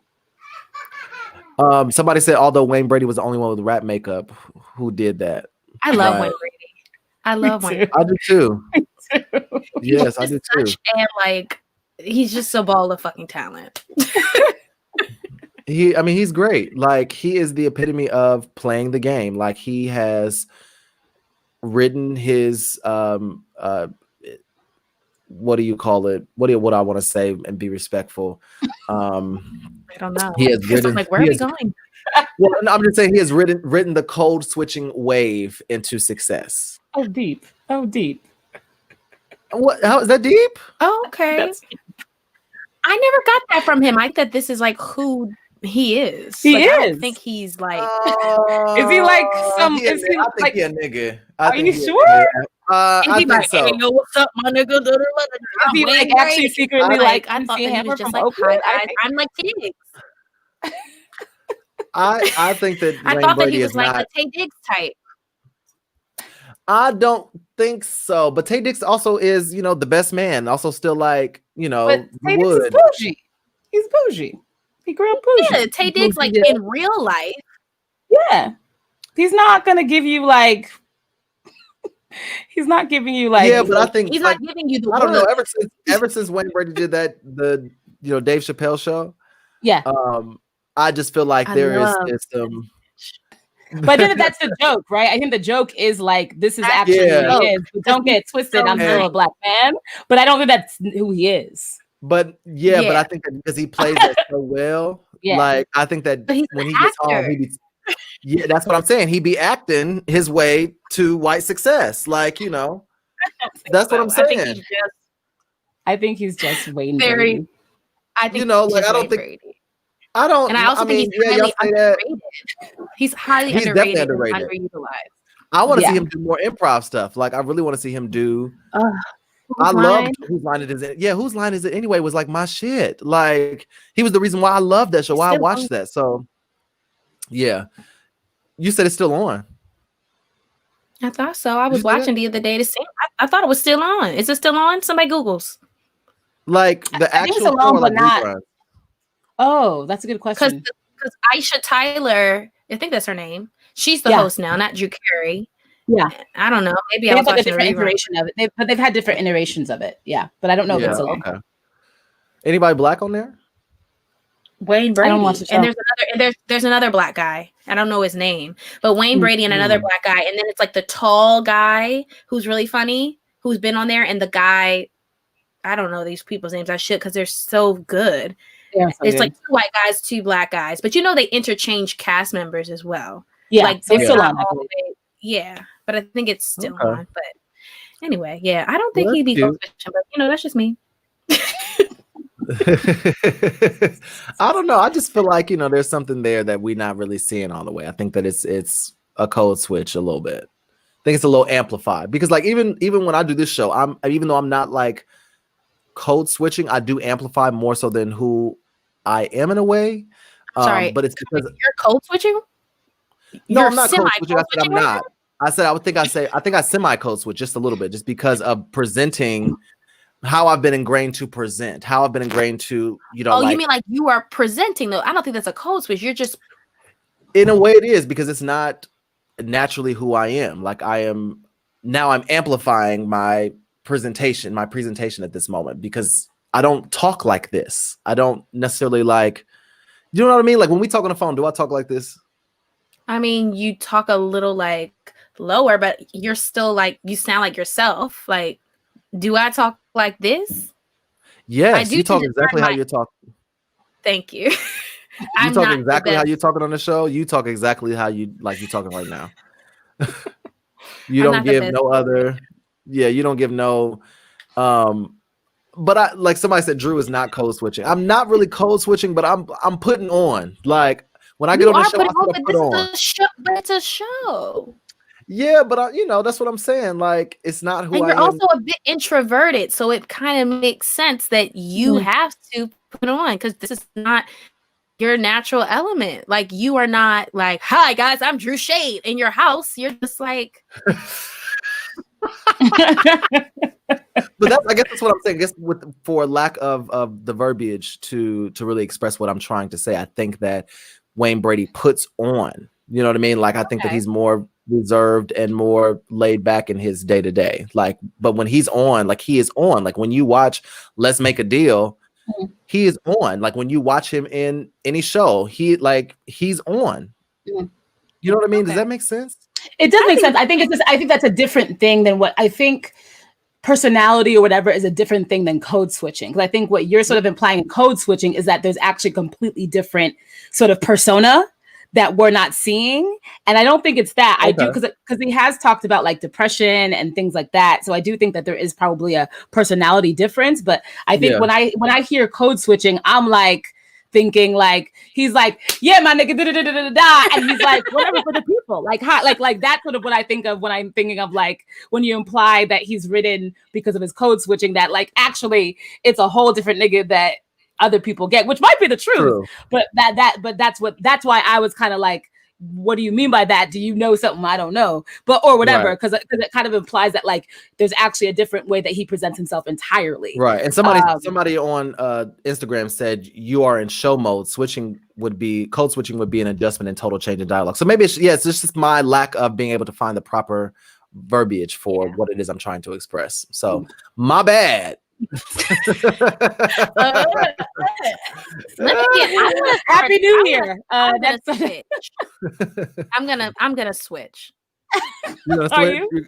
Yes. Are you doing it right now? Yes. Okay, so do you want to take over the next hot topic and Okay, so what we're gonna do next is the next hot topic. I think are you comfortable moving to Soul? We can move to Soul. I ain't watched this movie though, but we can. I haven't watched it yet either. I watched it, and I mean, I was just absolutely floored by. I can't fucking do this. This is stupid. I think too much. Oh God! I was like, how long is this gonna keep? My body was like, I watched it. I fucked with it. I liked it a lot. Like, yeah, Soul was. It was so good. People did not like that Tina Fey was white, but I really didn't care. Somebody just tweeted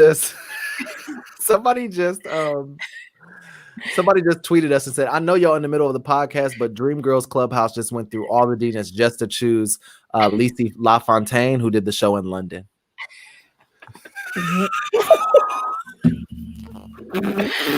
That's a Clubhouse. Clubhouse. They cast the Dina from the West End? What are you doing, Dina from the West End? That's my question. I know we're in a pandemic. Why? What are you doing? Why are you there? Is your agent? Why are we here? What's happening? I think we're What going is- back to this show. I think we're going back to Oh God! I don't want to. I don't want to. Happy New Year. Happy New it's so Year. much. Yo, Happy New Year. Happy New Year. That's I a safe saw- word now. Happy New That's Year. it. Happy New Year. Happy New Year. I'm about to code switch. Thank you. Happy New Year. Oh my God. That is woo, y'all. I can't. I'm I about to don't code know switch. Is Amber Riley why. gonna be Effie? I Are we just mean, gonna? Is it just a at this reunion rate- of the West End cast? Because that could have been done, but you know, You whatever. could have Happy started New Year. that way. You Thank could have you. started that way. Thank Happy you. New Year. Happy Anyway, New Happy Year. New Year. Thank Happy you. New Year. Anyway, Oh, people was God. mad about Tina Fey being white on Soul because you actually, I don't want to give it away because I think it's such a good movie that y'all should see it. But if you saw it, I do you want to see it. yeah, you should see it. But it's a really good film, and I think for me it brought up not the action. The film didn't bring this up for me. The critique of the film brought up like sometimes I'd be feeling, and I know I shouldn't say this, I'd be feeling like, are Black people ever fucking satisfied? Like, The answer to that is no. like it brought that there for me, and I was just like, this was good. This was such a great representation of our culture.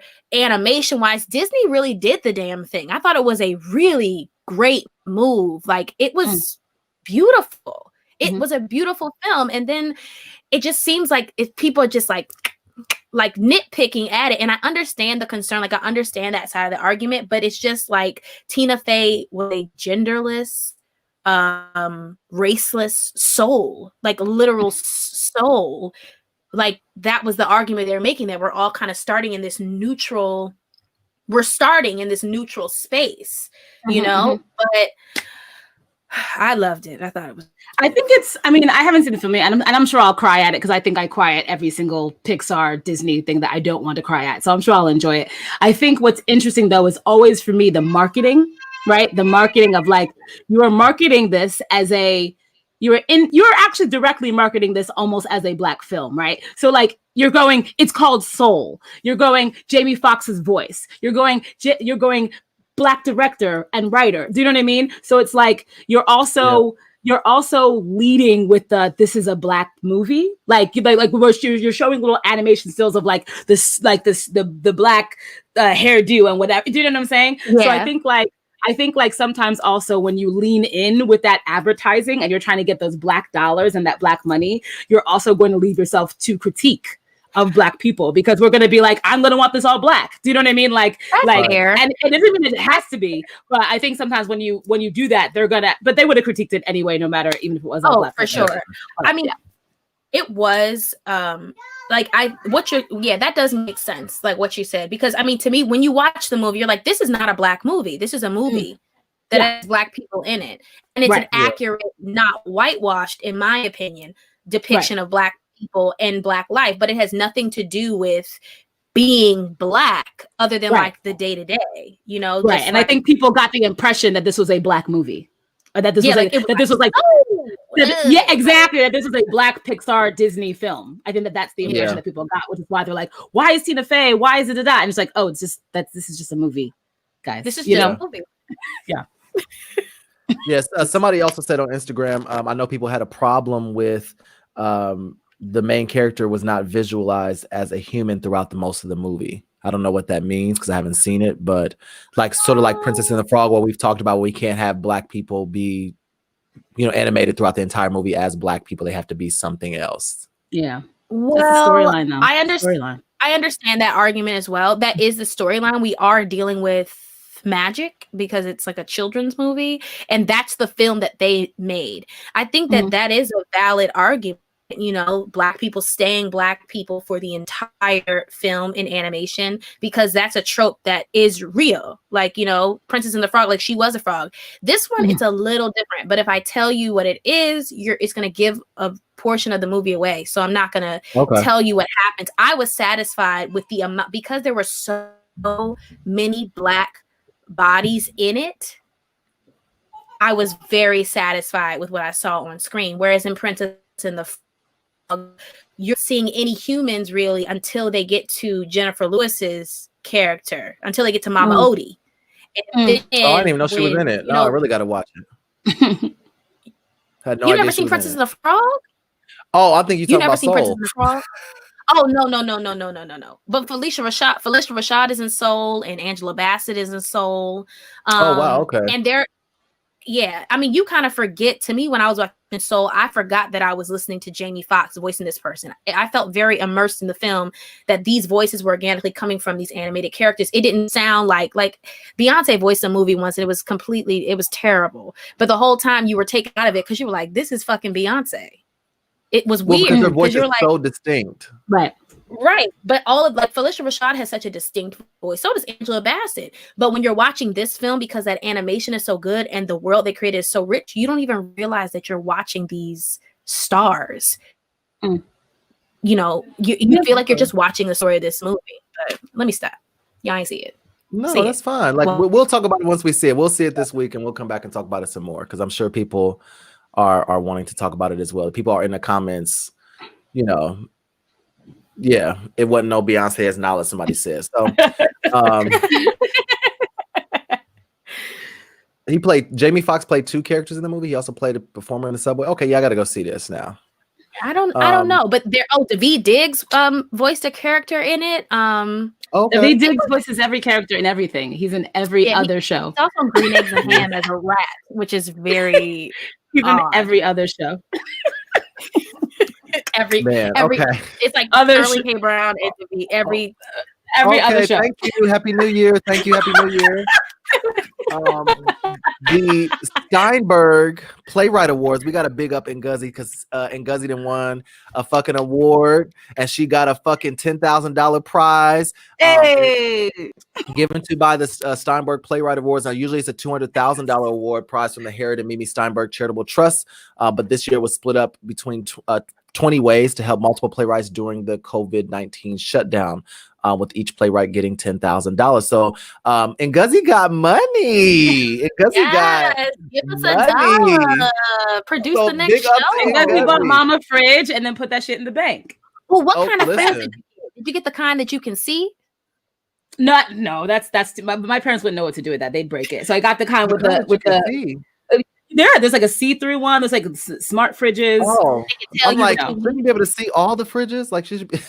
No, you can see through it, like see through the door. see through it. Sorry. The invisible fridges. Are you okay? Woo, My fridge is yes. invisible. Yes, Gummark. We are like so happy for you, Ngozi, because I know that Thank money you. is just gonna burn a hole in your pocket because you don't spend nothing. No, she didn't have- Right. She don't go nowhere. She don't spend nothing. She don't do nothing. don't And do so nothing. it's like, did she really deserve Steinberg? Because we could put that money to use over here, but no. Yes, she does. Yes, she Right, does. you do I'm though. low You do key deserve. kind of You like really do. like I hoard checks. Like I'll get a check from like my agent or whatever, and they send it to me, and I'll just put it in the drawer,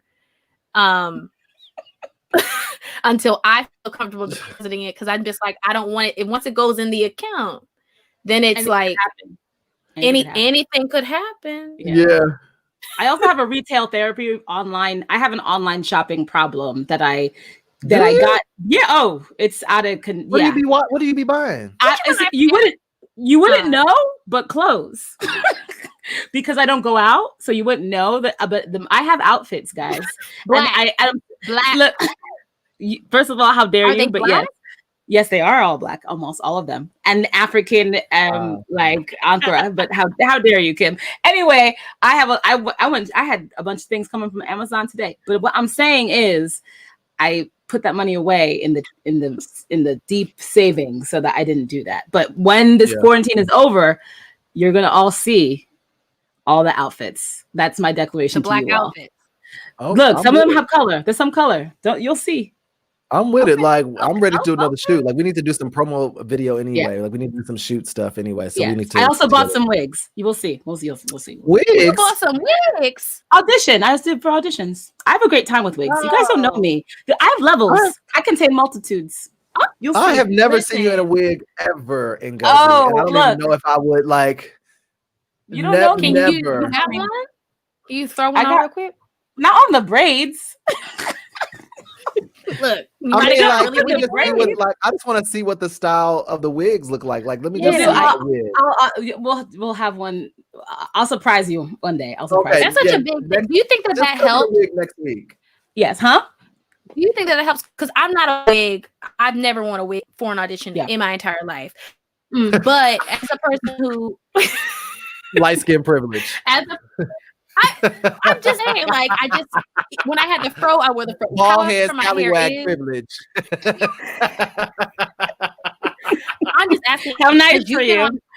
You've been on both sides of the table. Is what I'm Mhm. asking. This is what I'm asking. Do you think that the wig, like, what leg up or what advantage do you think that using the wigs for characters has? Like, does it really make? I'm asking a serious question because I'm thinking.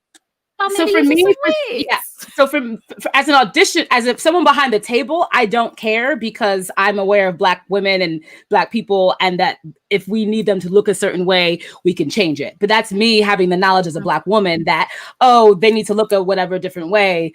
I know if we hire them, we will have a whole wig person or hair person to change the hair for the style. So I'm never, as someone who casts people, that's not, I don't care. But for me, but also as someone who works in TV, I know that they don't, like, if the majority of the producers are white, they don't know that, right? And I've actually over the years used it as something fun. You know what I mean? I used to really be bogged down by how I wore my hair, or I used to really never wear my hair in braids for auditions. I'd be like, fuck, I got to take out my braids and I got to do whatever. There was a whole, obviously, this is a whole like Black hair woman journey when you're an actor and trying to figure out what do you want to do for an audition. And now in the last year, I'm like, I don't give a fuck. I have like a good time. So like for me, it's like for self-tapes, it's like, oh, we got a little curly Sue. Oh, she's a cute little intern. You know what I mean? Like I actually like really use it to like have a great time. Or it's like, oh, we have Vivica and she has like long hair and this bitch is a little bit of a seductress. So she's like, or like this is a no nonsense cop. Or when I have my hair at natural. So for me, I actually like really nerded out for like the character because I'm really like, how does this person walk into work? How is this person walking into their life? And it's like a costume change, right? Like if you wear it's the same thing. So for me, as opposed to letting it oppress me and be like, why do I have to wear my hair different? And because I'm privileged and I can afford it. So I can afford the changes, I can afford it. So I go, okay, yeah, I have a wig for this. Yes. I actually like that because I would love to have something to, because I'm the person who's like, oh my God, what am I going to wear for this? Because I need to have something that gives me the feeling of the character. So I've never really heard it explained like that. I just always assumed, because when I was told to wear wigs back in the day, it was because they're like, oh, well, your hair needs to be straight. Like, and I was like, fuck you. But explaining it like that, like helping you get into character actually sounds really dope and interesting. Does that character wear her hair straight? Because does that character, as a Black woman, does that character wear her hair straight? Does she wear her hair natural? You know what I mean? Is this a sew-in? Is she wearing a scarf? Is she wearing a do-rag? Like it's like any other thing. And I think like we actually can take advantage of that as opposed to be like, you know what I mean? Like, and there are ignorant casting directors or ignorant producers who will not be able to see you outside of like, I've worn my braids to whatever. And they've emailed my agent being like, can she wear her hair differently? And I'm like, no, I'm in braids. And I'd be like, no, I'm in braids. I'm not taking out my braids for the callbacks. And it's like the casting director asking that, but I know it's Black producers. So I'm like, they know. So I'll be like, no, but sometimes I'm like, if I want that audition, someone help me take out my braids. Like, you know what I mean? So I think it's a case by case basis, but I've now let that process evolve to like, be serious about it. Cause I want the job. That shit pays well. But I also like to like have fun. Like actually have fun with it. I feel that. But in the streets, you don't see me in a wig. In the streets, let me go get a wig. I'm about to go get me a little, in a wig. Every guy I'm about to get me a little ball fade lace front. So I'm gonna get me a little lace front to make it look like I got short hair, like I got a Caesar cut. Yeah, maybe I'll get me a little I don't know, maybe I have a little part on the side. You know how they be having a little parts and stuff. I'm gonna break my hair down and get a little lace front so I can oh do my God. thing. Yeah, I could do that. I also do my own braids, so I can also do my own hair and I can braid my own hair. You know what I mean? Yeah, so that makes it easier. Somebody said they have no idea how expensive braids are and the time spent. Yeah. I went You're on like- a ship with braids down to my ass. Like I auditioned with braids, and it was like a cruise ship audition. I auditioned for braids, and then I booked the job, and I went on board with braids because, well, I didn't have time to take them out, and I just got them. I took them out like by time we were ready to like fit for wigs and costumes, but they were just so confused. Like, can you take? I was like, we're in rehearsal. Like, why do I need to take my braids out? Like, Yeah. and you also cast me with these in my fucking head, so what's the problem? But Yeah. that doesn't Okay. sound Yeah. Well, thank you. Happy New Year. We're going to move on. Oh fun. God. It doesn't get old. That's our day. So this is the time where we usually would do I said what I said.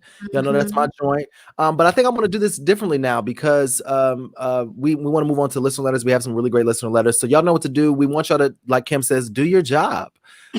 Email us and tell us, share us your stories, your comments, your whatever, ask your questions. Email us at offbook@broadwayblack.com. But also, if you would like to come on the show and perform a monologue for I Said What I Said, this is your opportunity. Email us and tell us that you would like to and that you're available during the show time on Sundays, 6 to 8. You got to be available the whole time because we don't know what part we're going to be able to do it in. I'm not going to be, running all over God's green earth looking for you. So you got to be available. You got to be here. So if you would like to do a monologue, you have to find your own monologue, and we are the ones that are going to guess. We're going to be the people that guess the monologue. And we will chop you. Thank you. So, and we might line up some people. So if you get chopped, you will just be moved down to the green room. And I do not moved down to the condone. audience. My Libra ass does not condone that type of behavior. Thank you. you imagine? Happy New Year. Thank you. Volunteer to say, could you volunteer to do a monologue on our show? Thank you. And then you chop them. How dare it? How dare you? That's literally what just happened with this. That's what happened. Like, How dare. they volunteered. They asked people to volunteer to be a part of the show, and then they chopped them. How Like, dare. like, How absolutely dare. The audacity. I am aghast. I don't know. Yeah, so I would love to have you guys on the show. I want, since we all like interact with you in the comment section, you all are always here every week. We have some faithfuls that are in here every week. So we appreciate y'all so much. We want to start interacting with you more. We'll bring you on the show. It's time for y'all to do I Said What I Said. So email us, send your questions in, send your request to do a monologue. Don't tell us what the monologue is in the email. Just say that you have something that you would like you prepared. Give me your bio, give me your headshot, give me all of that. So, I know we were working with. From a play. We don't want any Don't songs. give no Grey's Anatomy episode 5, Right. season 20. And also a black playwright. Like, it has to be a black playwright. And not yourself. It can't be you the playwright and you doing your own play. But I appreciate your hustle. Listen. Somebody, that's what CC's saying, the ballroom of monologues. Like, we gonna either give people their 10s or not. She said, but the kids won't get their 10s. They won't keep, but I might give y'all cards. We might do like little cards. How well did they do? Oh no, I'm not doing that. I'm not doing that. Yeah, no, we're not doing that. This is all for love. It's all for fun. This is actually about building community. Like, this is actually about intentionally about like actually about being intentional and creating space for people. We want to create space. Drew loves to do a drag with a word. Like, it's just that one word. We love like relevant preposition. We love an article. Was that a drag? It was just a statement. It was just it was a clarification. Yeah, Actually, it was clarification. But because I want to interact with y'all more. I love y'all. I appreciate y'all for supporting us, and we actually want to build community. We actually want to do that here, but over there, I didn't say no. I didn't go that far. I didn't say that. That's what actually means. That's really what that. That's what it means. That's what that does. Yes, that's actually, guys. What he just did, putting all that emotion into that, actually, all that meaning. That's acting. That's what we want. That's what we want to see. So follow that. How are you going to follow that? Actually, was the operative word. Yeah. So let's our monologues from Black musicals. Okay, that's not a play. The answer is no. No. That's Time. not a play. Kick him out of the comments. Like, And it does not have to be. It does not have to be oh, memorized. memorize. Just- No, y'all just don't memorize. have to really Yeah, act. you just have to be memorized. No, You don't even have good. to really act. Yeah. You can just read it. You could read it cold. We just want to guess But what this it might be is. their It's a game. Like, opportunity. They might be able People to want to get shoot their Hamilton shot. for It's what? a new year. They might They be don't able to know. What opportunity? What? They I might- don't have they any might get to opportunities to Hamilton. give you. Somebody from Hamilton might see them. You know, that's the I main do know go-to. a cast member of Hamilton. A few. So people like these opportunities. I'm like, what opportunity is this? This is three niggas in the room talking. It is truly, we have nothing for you here. Somebody on Truly. IG said, "What's going on with the wall back there, Drew?" So my wall is this is my sanctuary. This is my office space. I can't show everything. Well, I can't show everything because it's cleaned up in here a little bit. But I have my sage and things that I Yes, burn over here on the side. I got a candle over there. But this wall is my little sanctuary. So this is what I What does created that to sort of give my office. What I had to show. I wanted to show the whole thing. So we have a Ooh. record. Oh, we player. have We have twinsies. We have for color girl. I have for color girls too. Yes, the album, we have that. I have some books here. So my friends are on my wall. The Sugar in Our Wounds by Danielle R. Love. The Brother Size by Terrell Alvin McCraney. That's not my friend. I mean, I know of him. We know each other, but that's not really my friend. You know, Thank one you day for I'd I love to don't be know my- her.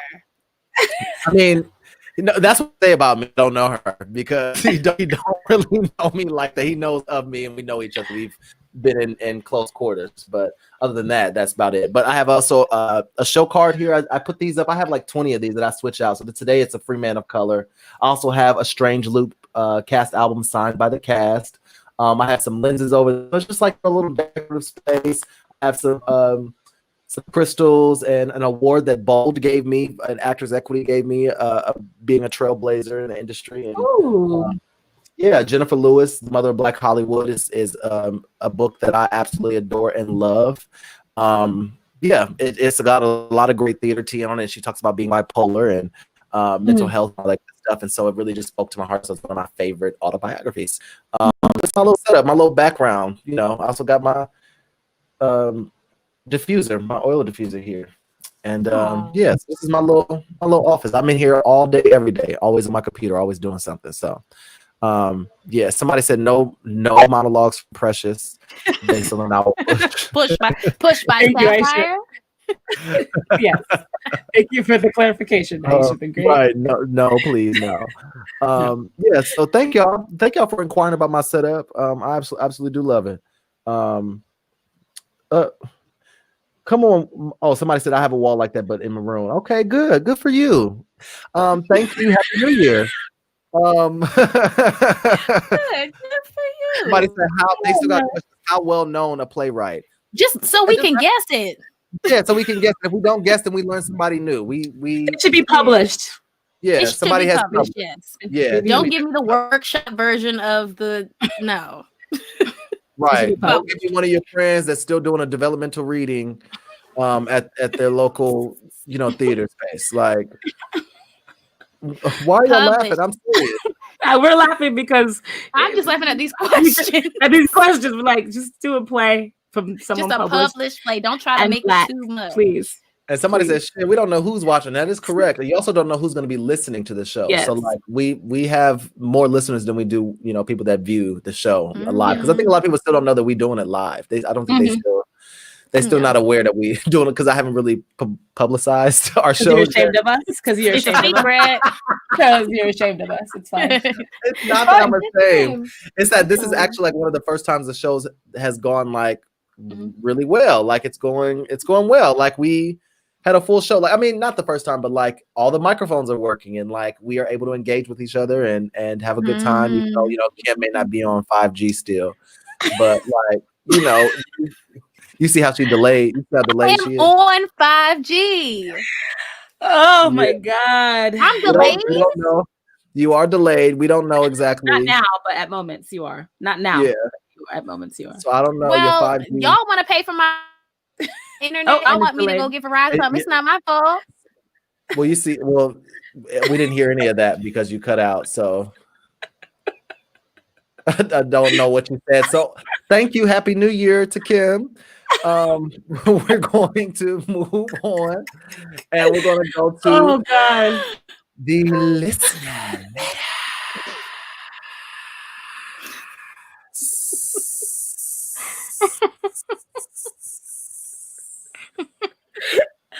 Oh, I love you guys so much. I love y'all too, but I couldn't even get my S's out because I was laughing over the top of them. And I don't like that. What Carisha said, I don't like that. So next time, just know when I start listener letters, I need everybody to hear my. But yeah, so we gonna listen to that. Let me make sure, because I will read names that don't need to be read. But okay, here we go. Did we talk about this about self-tapes? Did we do that question last time? No. Okay, so somebody said, this is from Sid Q. Say, hey, I love y'all's podcast. How do y'all keep self-tapes fresh and get something you're satisfied with but not burn out?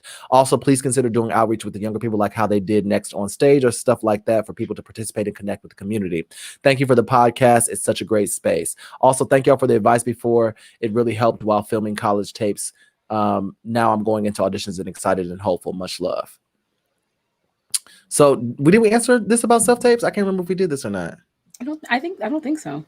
So what did he ask?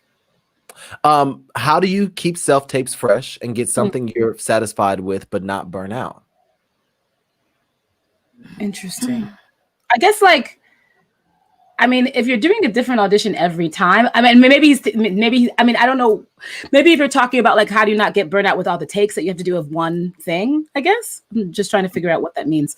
But yeah, I just try and have a good time, have fun, read with a partner. That's really fun. And just try and give a bunch of analyze that script as quickly as you can. Cause sometimes they'd be giving you a day, sometimes they give you a week, but sometimes they give you a day or two. If you have a long time, I don't know why you're getting burned out.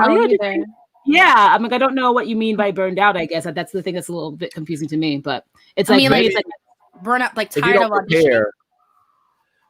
I think maybe more so maybe tired of auditioning, maybe doing too many different self-tapes and you're over it, or I don't know. But I don't know. Say no. I think if you just deeply analyze the script and are really doing the work.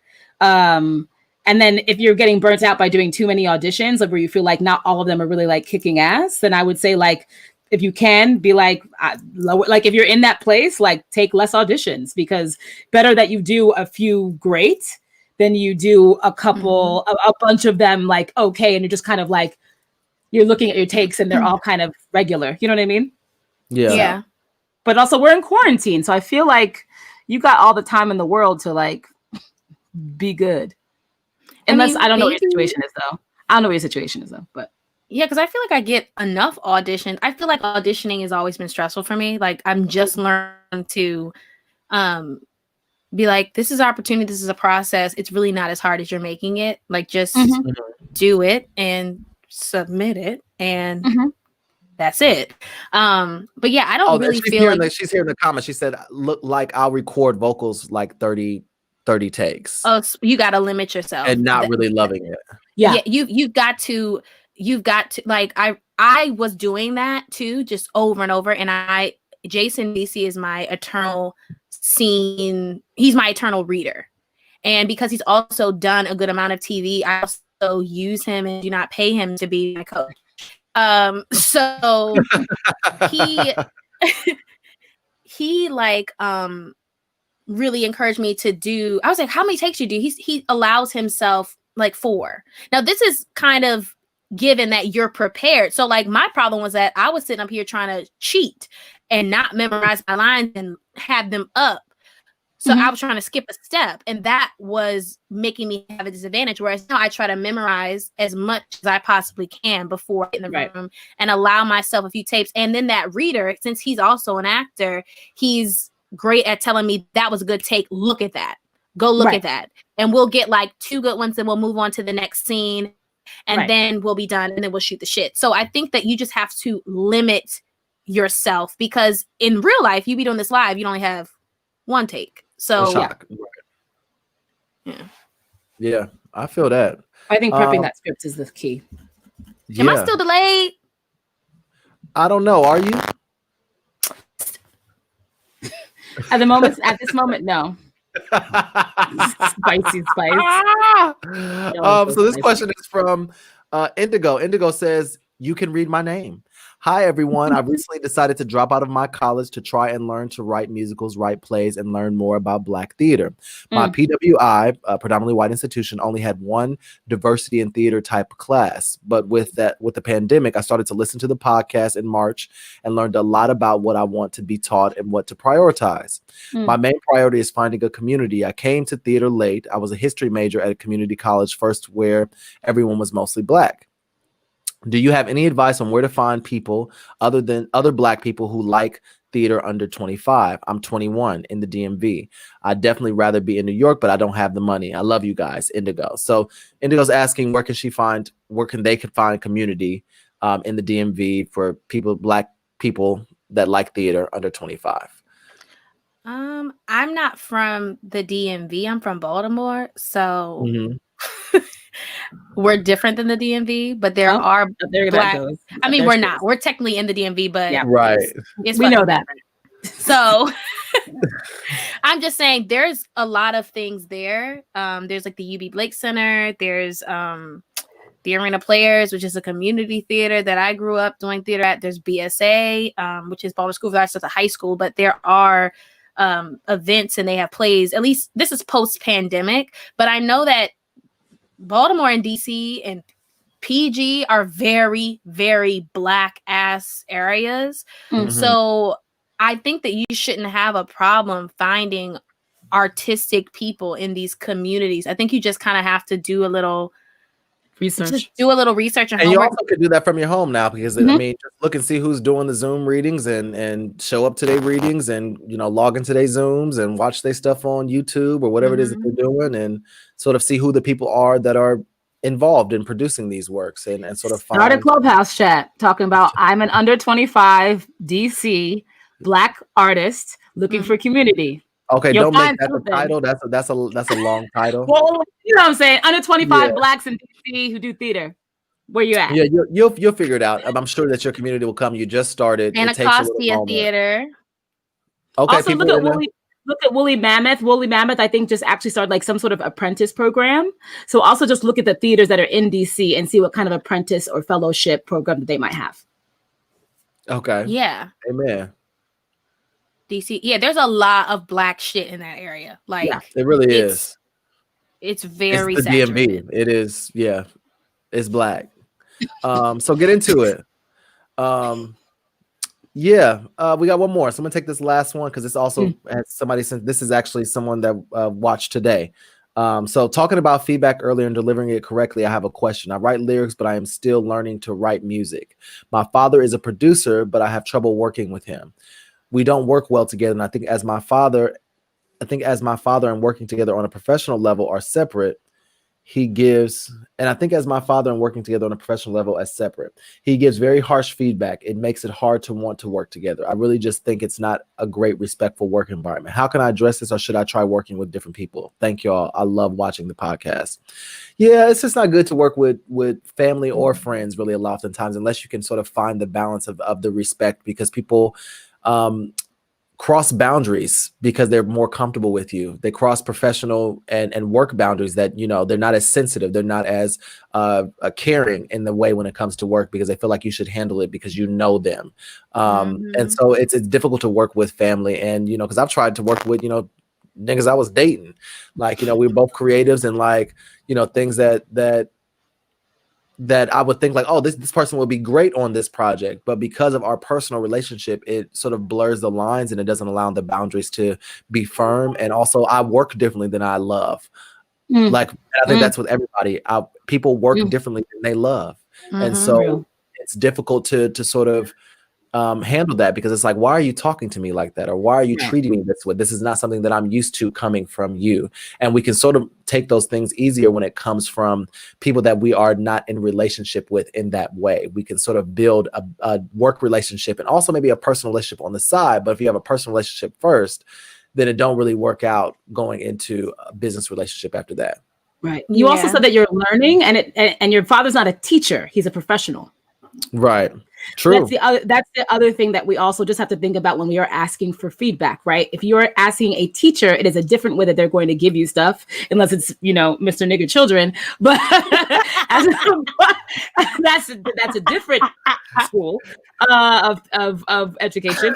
But if you're going for someone who is a professional, you're also just sort of like, and when you're just getting started at what you're doing, that may not be the person that you actually want to go to for feedback. You're in the beginning of your journey and you're learning. So you might want to go to someone who's actually more of an actual educator and teacher, not someone who's a professional whose expectations, quite frankly, are probably higher because you're their kid, but also high because he works in a professional space, and that's the way that he's used to dictating.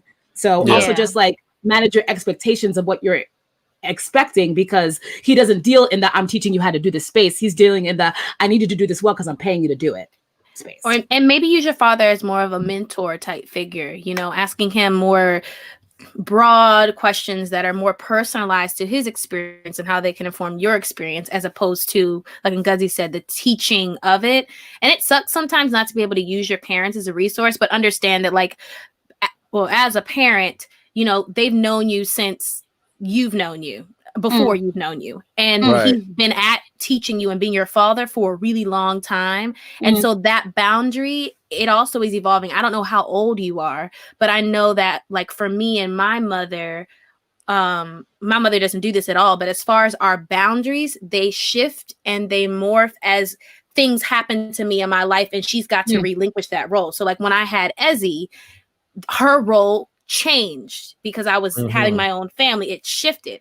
So your father is probably in this mindset of just being, your dad. And maybe this is time. And parenting. This is time for a boundary shift. And I think if you have that type of relationship with your father, you can talk to him about it, because like I talked to my mother and things actually shifted. I was like, you can't do this because I have a daughter and this ain't your business, essentially. I mean, I didn't say it like that because she's my mother, but parents are people and they do excellent jobs at listening. They do have that. Some of them have that capability. So I would encourage you to have a conversation with your father and see if he is capable of teaching you, because some of our parents will really surprise us in great ways.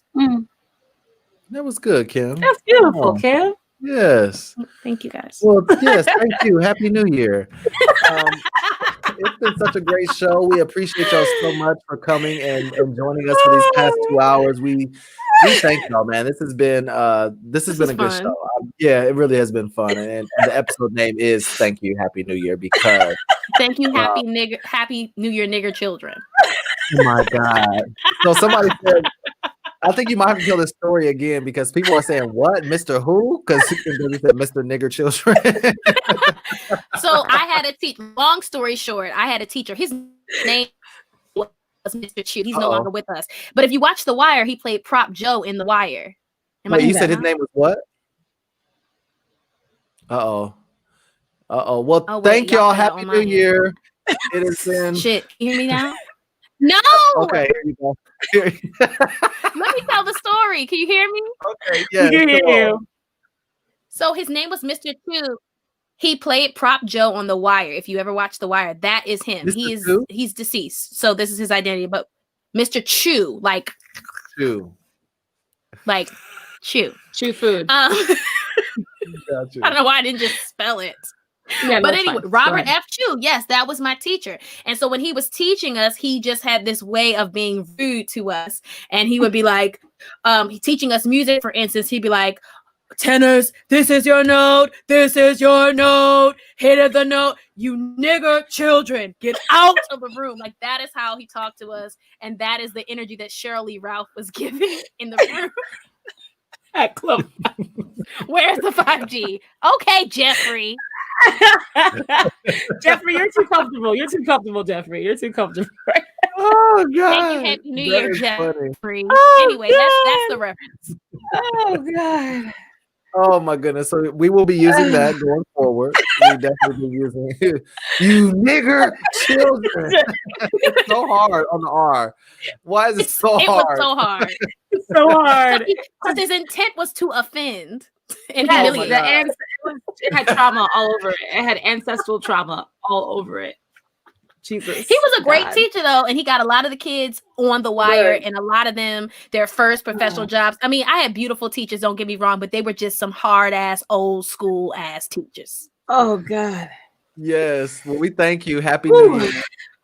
Happy New And we Year. are out. We appreciate y'all so much. Till next time, y'all. It's been a brand new episode of Off Book presented to you by Broadway Black. We're ready to we've hit our mark, and we're out of here, y'all. I'm Drew Shade. I'm Ngozi Ayamu. And I'm Kim Exum. Yay! We out, y'all. There's only one place to hear the greatest. There's only one place for your information. It's the All Book Podcast. All Book Podcast.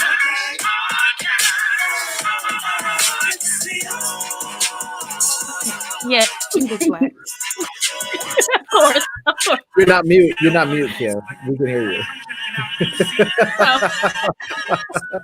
Bye, y'all. We out.